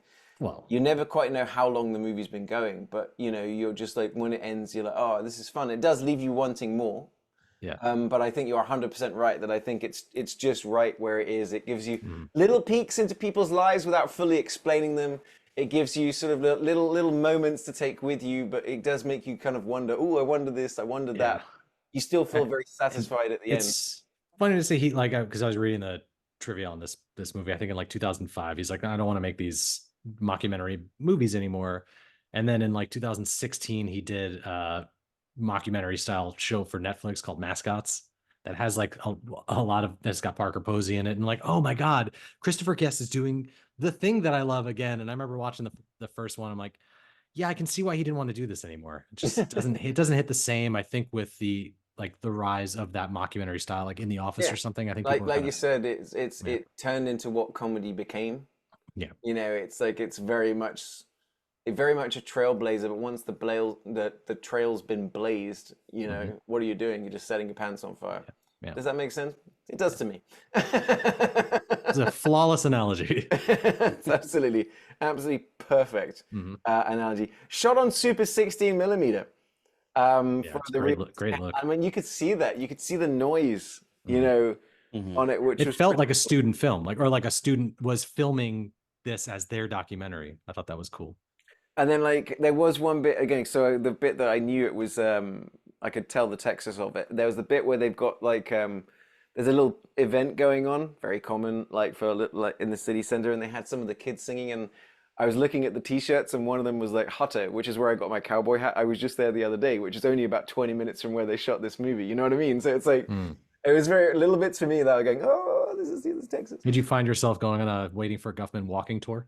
I actually was thinking about that. I was like, that is only an hour and 20 minutes from where I live. So I want that lunchbox so bad. Tell me about it. Yeah. Yes. And then Anthony Michael Hall. I was about to say the Anthony Michael Hall. Like, damn, there's and it was all the Breakfast Club, right? Did he have the other guy? The guy Andrew McCarthy from Weekend at Bernie. Andrew McCarthy. Weekend at Bernie's, yes, Andrew McCarthy or whatever his name. Shout out to Andrew McCarthy. I liked him. He was in the first Mannequin movie, right? Yeah. He was just that little boyish kind of like funny guy. I liked him in movies when I was a kid, and then he just vanished. Whatever happened to that guy? I'm gonna Google him. Hang on a second. Please be alive. Crushed Please be by alive. Ben Affleck's penis. Well, it happens to the best of us. Yeah. If I had a nickel. Travel writer now. American actor, travel writer, and television director. But yeah, not crushed by penis. Still alive, age 61. I mean, look at that. Yeah, I love that guy. It's one of the, he seems like an actor that could easily pop up in a future season of Stranger Things. You know? Yeah. Well, he's in the Joy Luck Club. Mulholland Falls. Let's see. He was in the Spiderwick Chronicles in 2008. The last sort of thing he did was 2019 in movies, and in TV. The Blacklist, which I watched the first few episodes of that. That was actually pretty good. You know they're going to do another fucking Weekend at Bernie's, and he's going to be Bernie, right? Like, please. I don't want to will that into existence, but it's probably going to happen. Well, it's like maybe he could turn up in the Ernest Goes to Weekend at Bernie's movie or something like that. Are you suggesting they dig up Jim Varney and parade his rotting corpse around? You fucking monster! Just kidding. Man. Yeah. Oh man. I mean, I know. I'm saying that now with AI and everything that they'll be able to digitally bring Jim Varney back to life. There's no way they can capture his charm. No way. Any other bits about what are we talking about? Waiting for Guffman. I would highly recommend watching this movie if I'm one of the only few people I know that absolutely loves like the cringier the humor, the better. Like feed it to me, inject it into my veins. And this definitely has that feel. If you like that mockumentary style, if you're a fan of like The Office or Parks and Rec, like I think you'll enjoy this movie. It's just silly enough. But it's so charming. it's not as mean as like The Office can No. be sometimes, especially like the British Office. It's not as mean or as harsh as that. It's just a lot more. All these people are very endearing and very like sweet. And it's just incredibly funny that like for a second anyone is like, oh yeah, this will be a Broadway show. Like just we could totally see this about this very specific little town. Of course that's made for Broadway. It's not And delusional at all. yeah, and then you see the show and you're just like, Oh oh my man, God, it's so so cringy, but horrible. like, Oh, but and they're so sweet. You're just like, you're man, forgetting everybody's that so into it. at the final performance, the main young actor who's cast in it drops out, and Christopher Guest has to step in and perform this like masculine role, and it's Where he's like the soldier. so crazy. It's just perfectly I'm effeminate. gonna go off to war and maybe die. Yeah. God, it's great. Fantastic. No, it is. It's a good. I'm with you, Ryan, as well. It's like it's just enough of everything. It is a But not too much. Yeah. It's a fun watch. It goes down well. Unlike.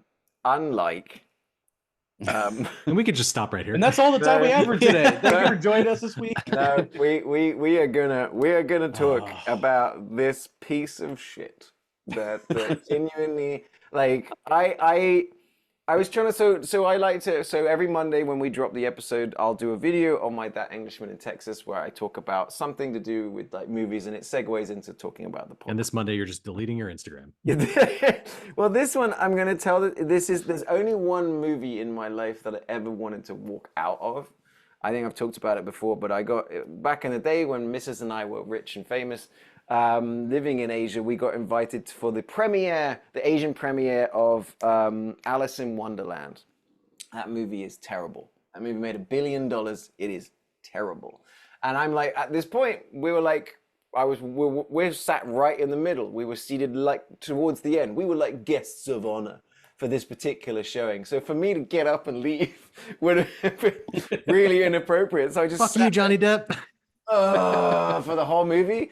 This is a movie that had I just picture you doing that, like, and you're just sitting next to Tim Burton. Almost like Paul Rudd in Wet Hot American Summer. Yeah. That is just eating popcorn. This movie's a real piece of shit, isn't it? And you're just like nudging Johnny Depp. And he's like, oh my God. Ellen Bonham Carter is just crying. Yeah. Absolutely terrible. But Ernest Scared Stupid was, had my wife not been asleep on me at the time, so I couldn't really move. Had it not been for the fact that the next morning I had to record a podcast that was, I bloody roped you guys into. Good God, I never would have watched another second of that movie. I sucked it all down with great reluctance, Ryan. What's that now? But also, I watched the movie. I sucked this movie off. God. Well, at least someone got something out of this movie. Like I said, like I said at the beginning, it was bound to happen sooner or later where we picked a movie or I picked a movie where it didn't hold up as well as you remembered. And this was definitely that one. And I'm sorry I made you guys watch it. It's as we were doing at the beginning, let's, trying to find something positive to say about this movie. Let's once again, let's at least again re-acknowledge that Jim Varney, he's like, I'm watching it, I'm getting why I liked Ernest as a kid. You know what I mean? Like he's got like a cartoon character face. Yeah. I don't remember what he was from, because he wasn't in like a sketch comedy show, or maybe like Jim Varney was. I'm just like, where did this character really come from? Well, as Mrs. was saying, so John Cherry, the writer-director, so John Cherry, if you get into looking him up, he's like an ad guy from Nashville, Tennessee, funny enough, where this movie was made. And he's executive vice president and co-namesake of the Nashville-based Carden and Cherry advertising agency. And Ernest was originally a commercial character. Okay, right. So the first time, Mrs. was like, oh yeah, from the commercials.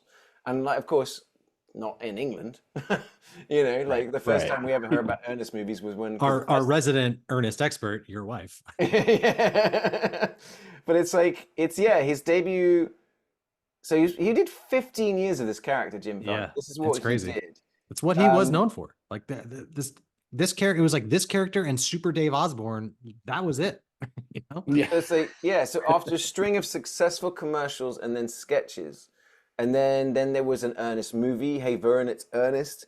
Then the movies themselves, you know, so like the Disney produced ones, and then all the direct-to-video, everything else that sort of like that go after that. But like this was just a guy who helped create a character with Jim Varney, and that character worked, and they were like, well, let's just keep doing it, and they did. They flogged that dog, you know, because there was an audience for it. Ernest Saves Christmas. Ernest Goes to Jail.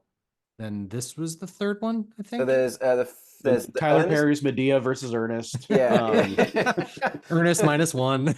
Yeah. So there's Ernest Goes to Camp, 1987 is the first. Okay, movie. that's right. That's right.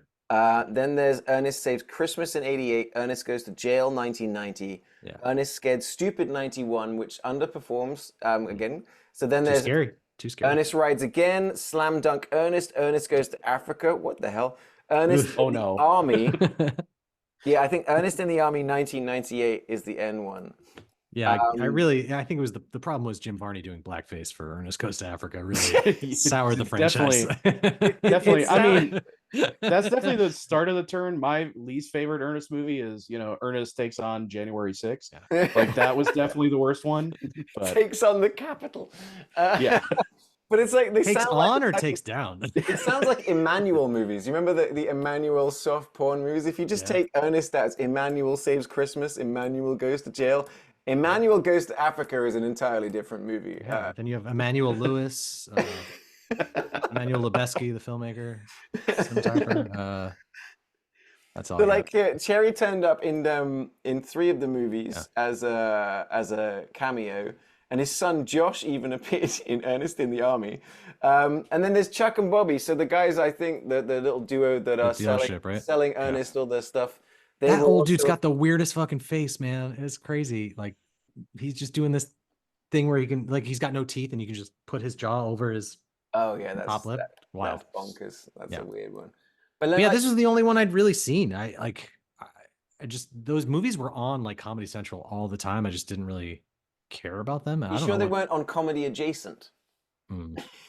If they were, I think they were on C-SPAN actually. Like early morning is. But they were just on TV. They were just on TV all the time. But like I was saying, for me, I was, you know, like I said at the beginning, is it gave Jim Carrey, like, you know, once Jim Carrey turned up, it made Jim Varney. But he's got that like Robin Williams kind of energy too. But he does. They both do the same thing because Jim Varney as Ernest, he does the, you know, makes that kind of Popeye face. Yeah. That's what Jim Carrey does in Ace Ventura. Like, there's one time when he gets, who do you think he got it from? That's what I'm saying. I'm saying Jim Varney walked so Jim Carrey could run. That's my perspective. I'm sticking with it. Is that because because Ernest is a cartoon character. You're right. It is the best Missouri movie. God damn it, you son of a bitch. All right, well, that's all the time we got. Actually, yeah, let's we're done talking about this. That's the exact conclusion I was going to draw. But no, let's get like the other part is that you were right when you were saying earlier that as much as this movie sucks, so many ways, another really strong part of it is the character design of the little trolls. Mm-hmm. They are a bit, you know, in a way that we've said before, is that sort of VFX in a way can take away from. And very much like nowadays, people rely too much on VFX, and it being janky can sort of like stand out. But really good character design, or really good monster design, or really good practical effects can kind of, you know, sort of bring it in. And that's why I would agree. I can see that when Ryan says he watched this movie as a kid and was scared, and that the guys that made the movie say they think they made it a bit too scary. These things were fucking grotesque. They were like that's what I'm with. Like, there's a lot of good design. Not like a Ninja Turtle way where they open their mouth and you can see just a human in there, as though a turtle is consuming screaming to be let out of the turtle. Yeah, my favorite. This thing is designed horrifically. It's got and it's gross and it's slimy, and then you get the thing later on where it transforms. It's almost like the Thing, where it's like they're like vacuum tubes that are just shooting out. It was just like, it was a lot. And I then was the enjoying idea that. of just as a kid being turned into like a little wooden statue, and then this troll just shoves you into like the pussy of a tree to grow other trolls. And it was Am I the only Tressie. one that caught that? Like, this, or Yeah. as I dubbed it, the trussy. Just like, let's get into the plot of this movie. Yeah, well, I was definitely rooting for the troll at this point because the children, I think I texted you guys. I said these children were all cast by picture. They definitely had nothing on camera, like. And when he started like turning the kids into like wood, I was like, thank God. Like because One less kid. yeah, I was like, especially like, they started with the right one, the one that was just terrible, like the little nerdy kid or whatever. He's got to go. And then like there was one point where like the bully, I saw him run up and he runs up and he jumps and he lands, but I see him looking down to land because he's definitely landing on his mark. You know what I mean? It's just little things. It was like the opposite of the Goonies. All of the charm and casting of the Goonies. These kids, like the little boy hero kid, he got better towards the end of the movie, but his only thing is like when he smiles, he's got a great little movie kid smile. And that's his entire character in this movie is little movie kid smile towards the young girl. So much so that he got picked on after this movie for the kissing scene that he quit acting entirely. No way. Yeah, he was made fun of in school so much after this. He's like, I'm done. It's another Jake Lloyd. It's just like somehow worse. But like, yeah, those kids were, again, you know, I'm not going to hate on kids. This feels like such a movie like that the Disney Channel would air, and the fact that it, you know, that it was in theaters. Like, this is such a made for TV type of film, but the budget on it was pretty wild. And I mean, it made $14 million off like a $9 million budget. But, yes, it was. That's right. Good memory. Yes, $9 million movie made money, and I guess the Ernest movies were making money. They just say underperformed by 10 million. Yeah, which is just wild. Yeah. If that movie came out today, it would be Ridley Scott's Ernest Scared Stupid, and it's $350 million. Yeah, yeah. I don't. Yeah, Ryan, I think referencing the story that's been going around recently, that the Gladiator 2 budget's gone from 140 million to 310 million. And someone tweeted like, Ridley, you're fucking 89 years old. Like, you can't take it with you, man. What are you doing? Right. Okay, don't worry. He's spending other people's money. So, and the thing is, it's different from, and we've talked about this on the podcast before, whereas Will and I are very much like, don't underestimate James Cameron. If you told me James Cameron's making a movie with $1 billion budget, I'm like, cool. It's still going to make $5 billion. Shut up. With Ridley Scott, it's either brilliant or what were you thinking? There's only two Ridley Scott movies. This is how I'm demonstrating this. I was going to say, somebody clip that GIF. Somebody clip that GIF. For those who aren't watching. I don't say this lightly, but the wrong brother died. the wrong kid. Just the wrong kid. But like, you're listening, we love you, Ridley. I love Ridley Scott. I mean, like, but I haven't seen, have you guys seen his Napoleon movie yet? Because that came out, no one went to see it, but like Apple, you know, Apple's got like, they were tripping over piles of cash that I don't know, were like laundering. They're like, all right, here we go. I can't believe they made another Napoleon movie after the one with John Heder, you know, did so well. It was dynamite. There we go. Honestly, the best rendition of Napoleon in movies, in my opinion, is the one from Bill and Ted. Oh yeah, for sure. Yeah, most accurate too. Yeah, exactly. Does Napoleon go bowling in this new one? Yeah, no, I saw he hucks a really big bowling ball at the pyramids. Oh, hell yeah. Nice. Yeah, that's what I've heard. But wasn't that an Apple movie? Isn't that coming to Apple, surely? Yeah. All right. Yeah, I forgot that movie even existed. That's what I mean. It's like Joaquin Phoenix, you know, back with the Gladiator director in a massive movie. Like, no one's talking about it. It's kind of what I mean. Is like, it seems to be like one of those sort of Ridley Scott movies that gets forgotten. Like, I mean, like, for example, like Kingdom of Heaven with Orlando Bloom. Great movie. The director's cut. The director's cut. That's the thing. So, Will, have you ever, like, I think we talked about this once in the podcast. Yeah. The theatrical is a 90-minute movie, and the director's cut is over an hour longer, and it's fantastic. And you're just like, why didn't they? I might need to see it again, because I remember even seeing the director's cut and being like, yeah, I'm still not on board. Really? Like, yeah, Yeah, I hated the theatrical version. As Like you should. I was like, this is crap. And then I remember seeing the director's cut. And my reaction at the time was like, it's not like bad, but I'm also not ever going to watch this again. I know what And you it mean. just did not stick in my mind at I all. watched it So, once because I was just, I was going down a Wikipedia rabbit hole back in the day, and it was, of like director's cuts versus, and I got into that one about, it was very famously that the theatrical cut of Kingdom of Heaven 2 stars, and then they were like the director's cut 5 stars, and many people going it's one of Ridley Scott's best. I was like, well, I've got to watch this. So I think I remember buying it online. It was like it came on like 4 DVDs. It was so fucking long, but I was like, yep, no, they're right. Can we get back to my movie, please? No, look, you I really know what want you to guys. I know what you guys are No. doing. I know what you guys are doing. yeah, we're talking about Napoleon. Anyway, so Talk about our favorite Napoleon Ron movie. Mine Cherry's is Waterloo. director's cut of Ernest Scared Stupid is a 3-hour epic from the Trolls' perspective.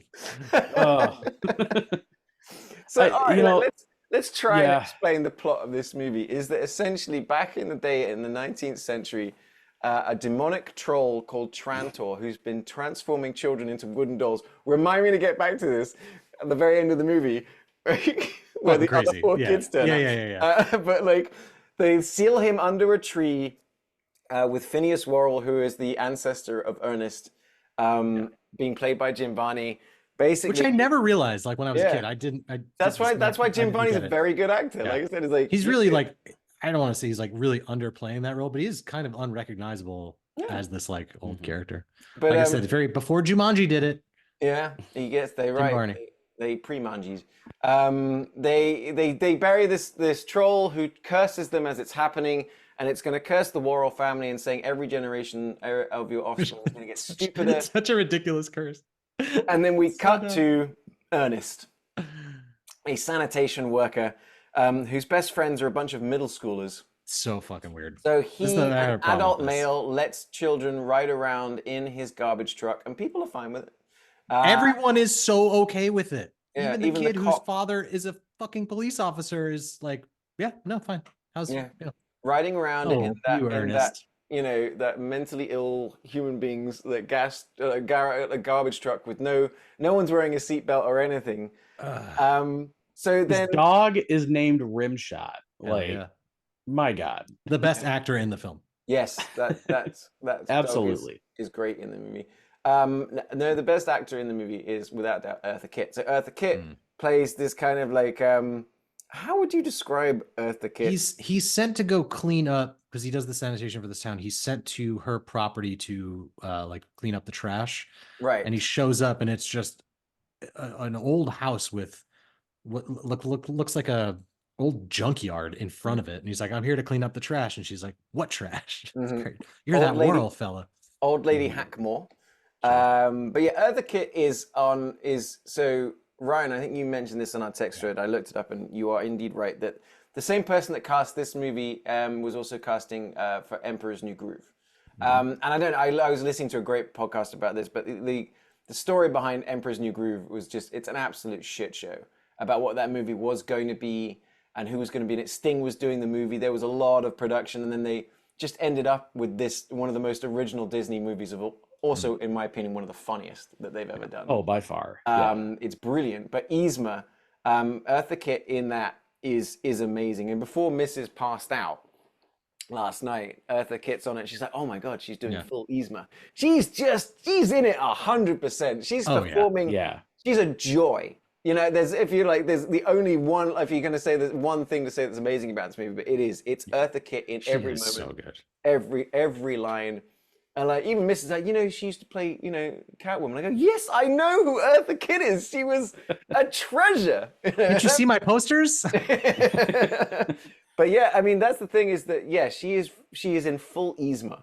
Yeah. And like, she took that energy to the Emperor's New Groove, and that's why I think it's absolutely amazing. But yeah, she's. So you're saying that movie never would have happened had it not been for this movie. 100%. You're welcome, audience. Yes, that is it.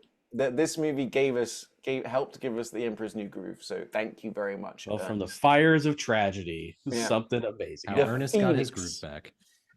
So then she kind of like tells him the story of Trantor, and then we get that just so then he helps his children friends to build a tree house in the sacred tree, and then of course while recounting the story about what someone needs to do, ends up doing it, releases the troll, who then goes around turning the children of the town into wood. Now, there is a really, and someone please explain to me because I was only paying half attention, but these trolls have a weakness.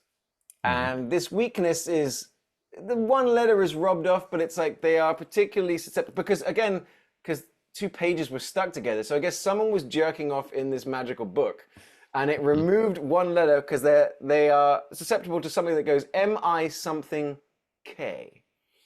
And I did actually laugh from just being annoyed at the movie when he turns up with Miak.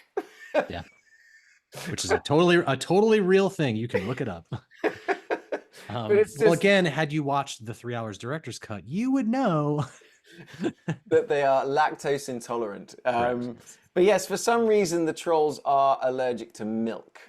And that enables our shit Goonies to come together and get super soakers and fill them with milk and start taking it. Oh, I already don't care.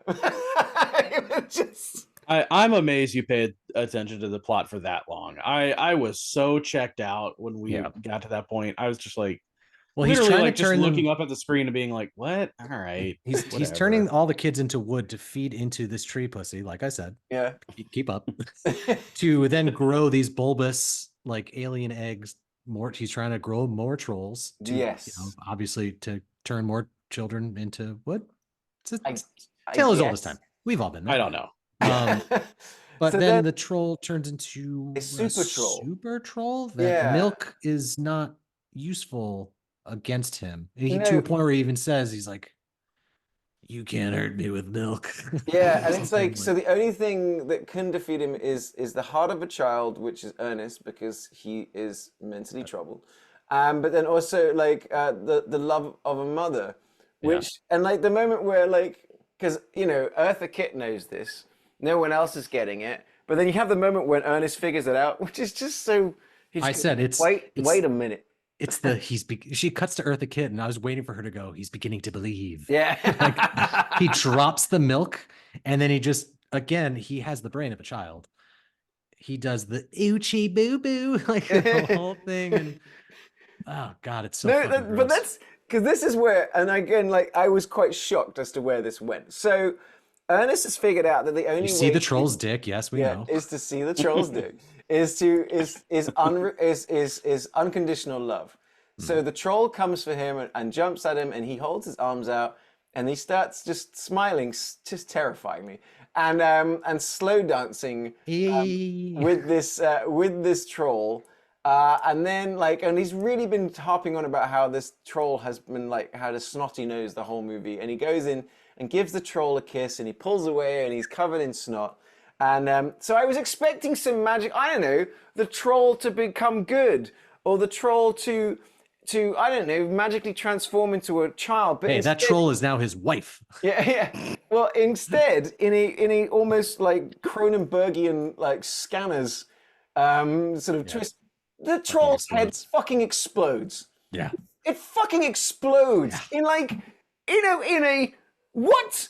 That was not okay, kind of that wasn't a kid's movie, kind of what? So I'm saying this movie is such a weird, I wouldn't use the phrase balance, but it tries the silliness is so over the top silly that is very catered for children, but the scary horror elements are almost too scary. Like when the girl, because the trolls use the kids' voices to lure the other kids to them. Yeah. Or you get that bit where the girl's in her bedroom and she's like, "Mom, there's something under my bed." The mom leaves and she looks under the bed and rolls over, and the troll is there, and it's just fucking close up of that thing's face. It looked so good.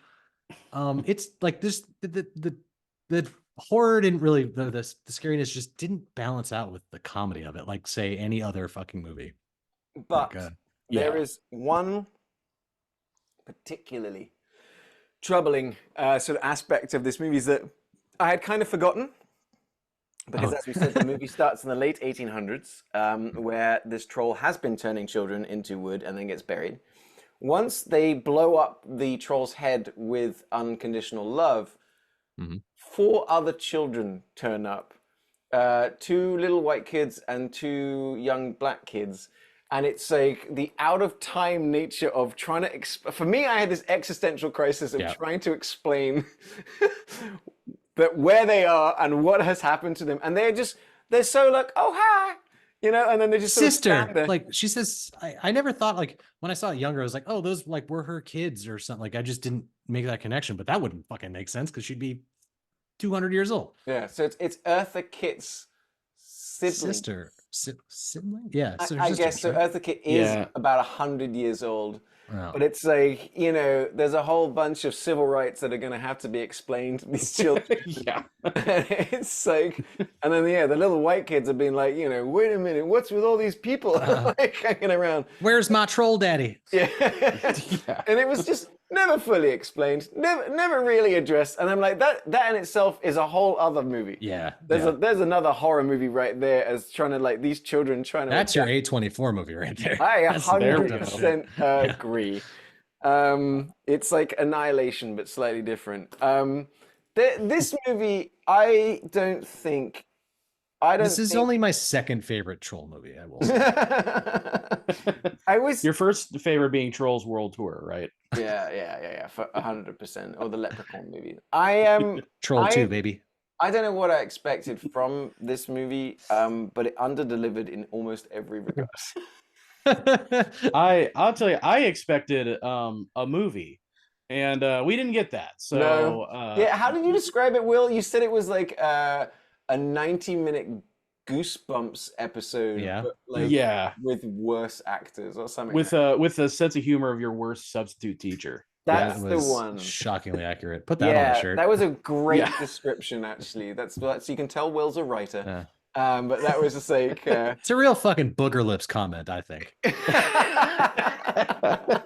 But you're overlooking the cultural impact in the history of this movie that it pioneered the troll face meme that is so widespread today. It's rumored to be pulled from Jim Varney's face as he hits booger lips with the bumper of his car when he does that. Like that's that hand-drawn face. So the cultural significance of this movie is important. Well, that and of course, like we said, Yzma as well. Mhm, So sure. so To a lesser extent, fine.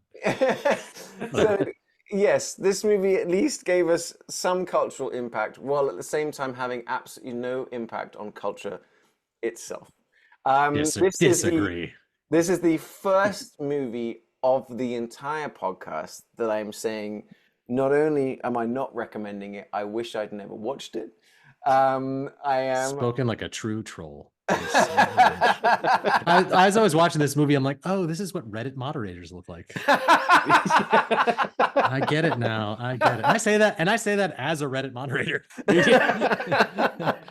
When I look into the mirror, what I see staring back Just two is fucking noses. It's just there's a character design. Yeah. Okay, Eartha Kitt, yep, sure, but fundamentally, just not good. Just not good. And I apologize to all of the Ernest Scared Stupid fans that are gonna write a very I'm curious to see if you do post and talk about this film. I'm sure you're gonna get a lot of people remembering this movie fondly, but they probably haven't seen it in quite some time. Like it's just remembering Ernest fondly, like because he was in so many commercials. Like I saw him, he was everywhere when I was a little kid. But when it comes to like, it's just one of those things.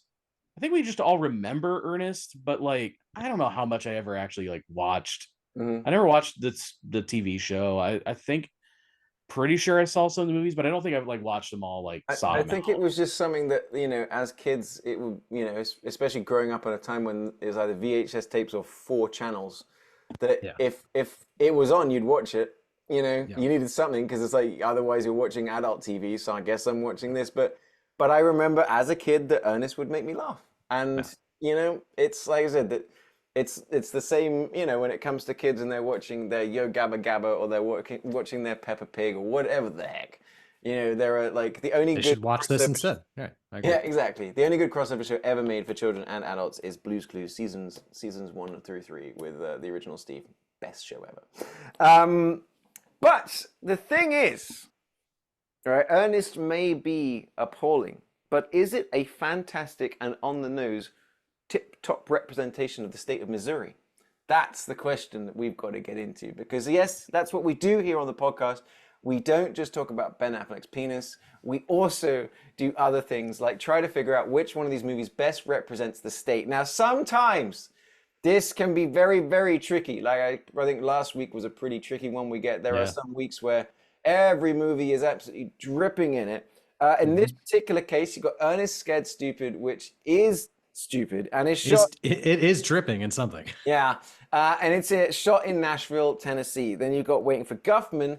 That it really does lean into the whole Missouri of it. You do very much. They've created a town, the whole small town idea, shot in Texas. And then you've got Gone Girl, where a big part of the plot is the fact that they've moved from New York to Missouri. And as such is shot almost in its entirety in Missouri. Yeah. So I guess the question is, I know it's Fincher. Ernest, I know it's shot in Missouri and it is, about it. But like, does Waiting for Guffman give us a little bit more of the small town than Gone Girl does? Hang on, are you completely eliminating Ernest already? Does that movie exist? Does that movie? Is that? I don't remember watching an Ernest movie. It's the only one that opens with a thing that says Missouri. That's how you know where it's set, man. 10 points. I am not only confident in kicking out Ernest from this conversation, but from all future conversations. You're just kicking me off of the show. We're replacing you with the tree troll. So, oh my God. Honestly, better. But yeah, no, I mean, like, so that's I guess is the big question because it's almost like it's a little easy to give it to Gone Girl, but you can't rule out that Waiting for Guffman for what it does. It really does get down into the idea of a teeny tiny town. You get that small town thing, which we admittedly love on this podcast. Yes, we do. More than a team being put together, we love a small town. Now you put those two things together, baby. Waiting for Guffman, we've got a small town with a team getting put together. Oh fuck! Well, that's it. There you go. That's my vote. I'm done. It's yeah, it's tough because I feel like you see, to go to Gone Girl, a more rounded view of Missouri. I think you see like not just the small town. You see a lot to it. Yeah. So, but and the fact that it's shot there really helps. Because because you're right, because a big part of the plot of Gone Girl is kind of like Ben Affleck is a little bit like the returning quarterback. You do get those small town stuff. Everyone's talking about what's going on, people coming out for the vigil, everybody knowing everybody's business kind of thing. It touches on the small town thing too. It's just Waiting for Guffman's doing it in a really... So you're saying Ben Affleck has a big part in a small town. I think David Fincher also just digitally recreated all of Missouri. Like that, Missouri didn't exist before that movie. Most people don't know that. Yeah. There is no Missouri. You're welcome. He production designed Missouri. Yeah. True story. He just wandered it into existence. This whole town. But like, it's two sides to a different coin because you're right. I mean, intrinsically, like Gone Girl does encompass more of a modern kind of feel of how if something like this were to happen, like you get the whole news aspect, you have all of these different pieces, the locations, you get that small town feel, but you also get like the more rural side of things of Missouri versus, Waiting for Guffman, where it's more down to the nitty gritty, like the core of these people coming together, like to have this performance. So that's a really, I want it to go to Waiting for Guffman because it's like a sweeter tale of like what I think these people are versus something a little more. Maybe I can tip it in that way for you because like with Waiting for Guffman, like, some of the characters they talk about it, they're like, they're seventh generation. Their parents were born there. I'm original descendant of the guy that founded the town kind of thing.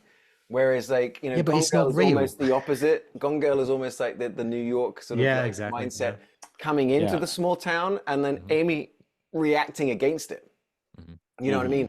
and Amy almost sort of like utilizing that small town sort of thing, and manipulating it so she can get out and go off. And, you know, like she's left behind her brownstone and she's left behind her sort of life. And, you know, she sort of reacted against it. I guess, so I know what you mean, Ryan, is that like, you know, Waiting for Guffman is not saying it's like, it's not mocking it. No, but I think you get a bigger feel of like that town as a whole, instead of this very like kind of close-knit story, even though it's still pretty big. So I'm gonna go with Ernest Scared Stupid. Fuck you. My trolls. Well, see, the thing is, because like, you know, like, so Gone Girl was shot almost entirely in and around Cape Girardeau, though this is America, so I bet it's pronounced Giradio or something like that. But like, in the fictitious town, just offended everybody in that town. But like, no Briar. They can't even say Missouri right. Come on, give me a break. But like, no, I think I'm kind of leaning towards Waiting for Guffman personally. Yeah, I think because so. Because it's not, there's nothing, they're not looking down on it. It's more know, ideal. It's like, it's even though at a point that we do see a lot of the characters end up leaving the town, there's just this sort of element. I mean, it's like that pride in the town. And like, you know, the musical actually doesn't suck. You know, I quite enjoy the musical, and it feels very like real, and the crowd is so proud. You know what I mean? You could almost see Nick and Amy going on a date night to see that show. Yeah. Before all this bad stuff happened. It would be great, and like the sister would be there with like a hip flask, and they'd be kind of drinking through it and like and having a bit of fun. And yeah, Amy would hate it for sure. Yeah, but like, she would also hook up with Parker Posey's character for some reason. Yeah, 100%, and then slit her throat. That's the movie I'm gonna make. I think. All right, I'm gonna put it out there. Like for me, walking in, I thought it was a done deal. Yeah. I thought Gone Girl had it, for, you know, because of everything. It's, you know, granted, it doesn't open with a set in Missouri. Once upon a time in Missouri. You know, sorry, sorry, Ryan, but like it should be. But honestly, I think, you know, Ryan, what you were saying about Waiting for Guffman and the way that, you know, Will, you talked through about it, has pushed it to the top for me. So I personally, I want to give it for Waiting for Guffman, but I want to know what you guys think, because honestly, look, if you argued in court, I mean, Gone Girl's got it. You know, if you're like, if you're breaking it down to the evidence of it, but I'd say the spirit of Waiting for Guffman, I think I want to put that as a more Missouri than Gone Girl. What do you guys think? Yeah, I think that at the end of the day, you also got to consider, like, if you were from Missouri, which movie would you want to be the representation? I think most people no, Ryan, no, don't you dare. I think most people would say Waiting for Guffman, and I think psychos would say the absolute Ernest. Shit-eating grin on Ryan's face right now, ladies and gentlemen. He's gagging to just go on, do it. I you know.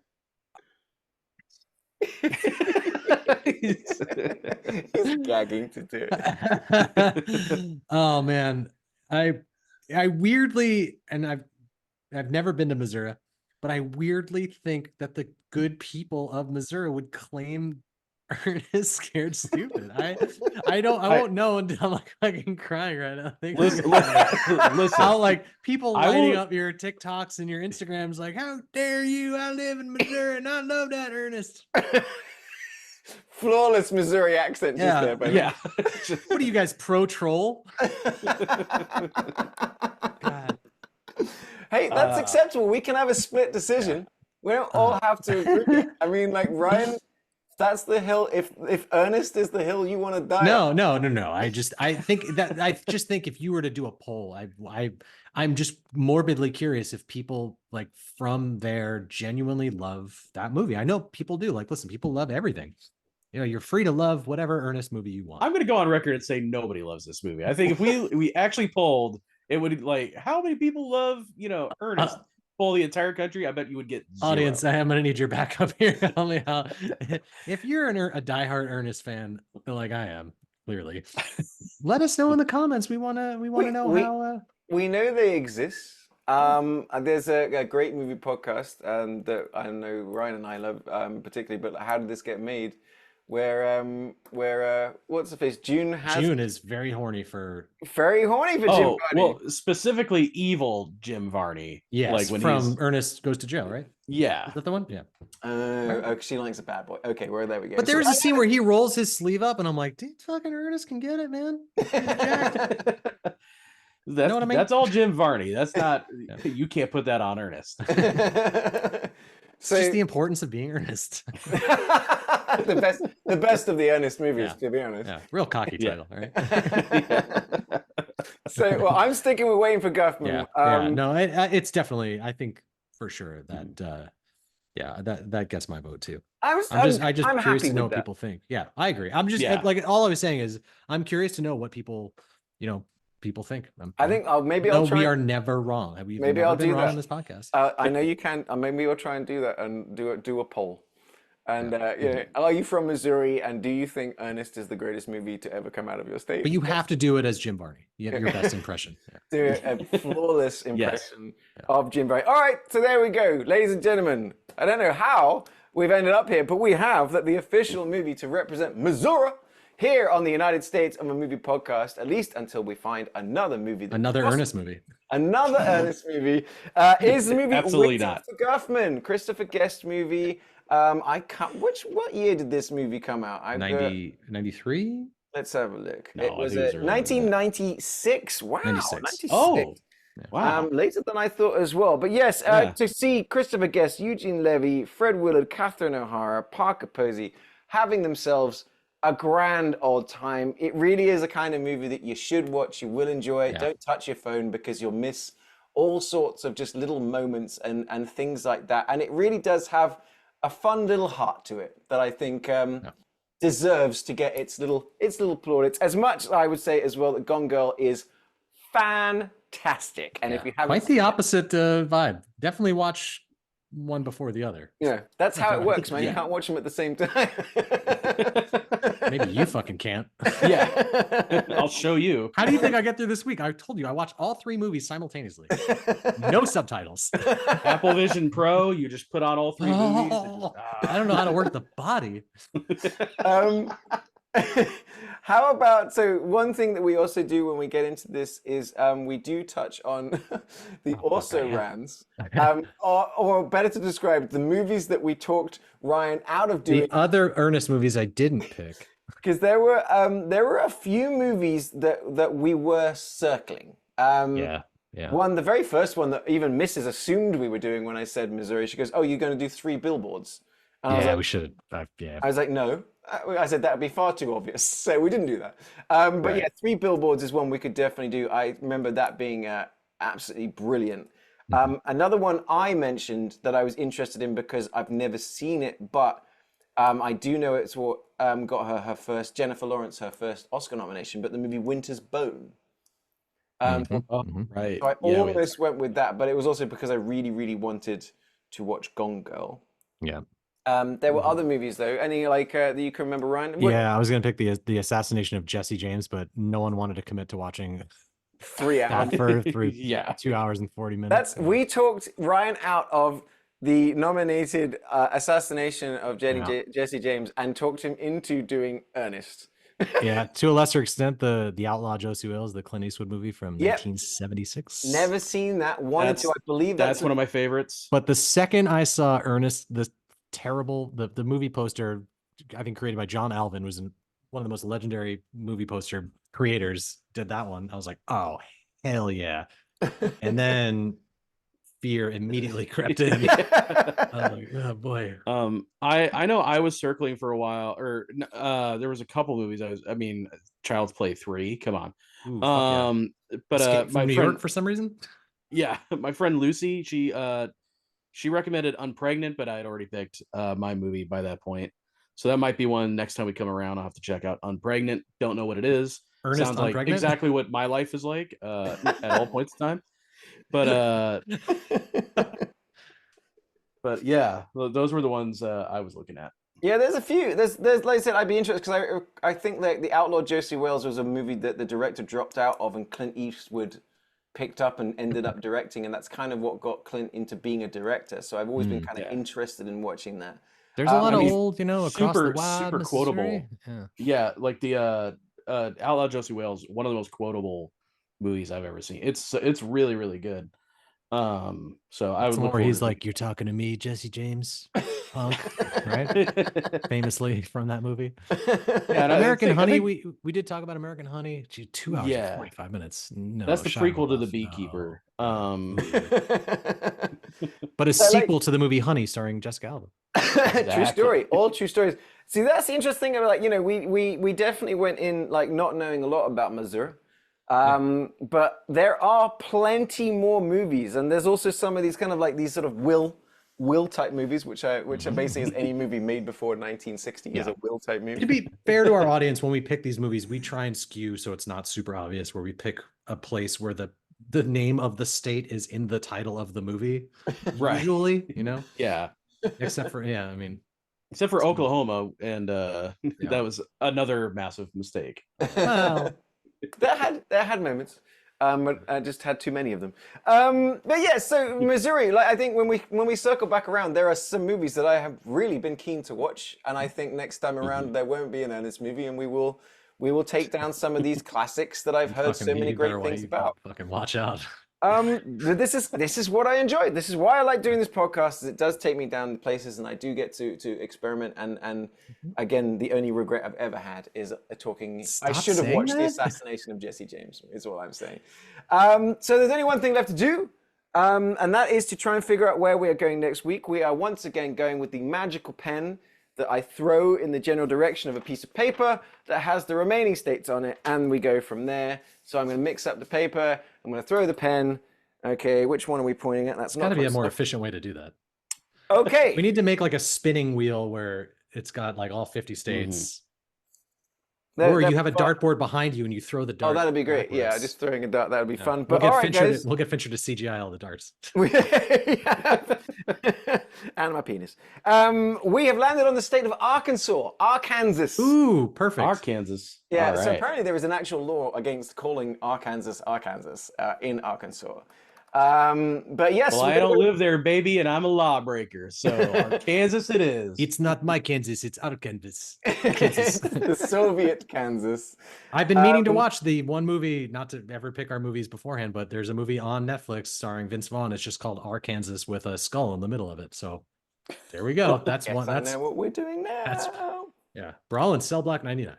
Let's go. So, so to all of you who may or may, be listeners or viewers of the movie of this podcast, and you want to get into an Arkansas movie, drop us a line. We greatly appreciate you guys, the audience that we are slowly building, and we love interacting with you guys. You can always drop us suggestions of movies that we should have done, or criticisms of Ryan's choice of Ernest. On our Facebook page, the United States of a Movie, you'll often find links to that and posts from that on my page on Facebook as Ollie Pettigrew or as That Englishman in Texas. Like I say, I'll be doing a Monday video every Monday to talk about this podcast.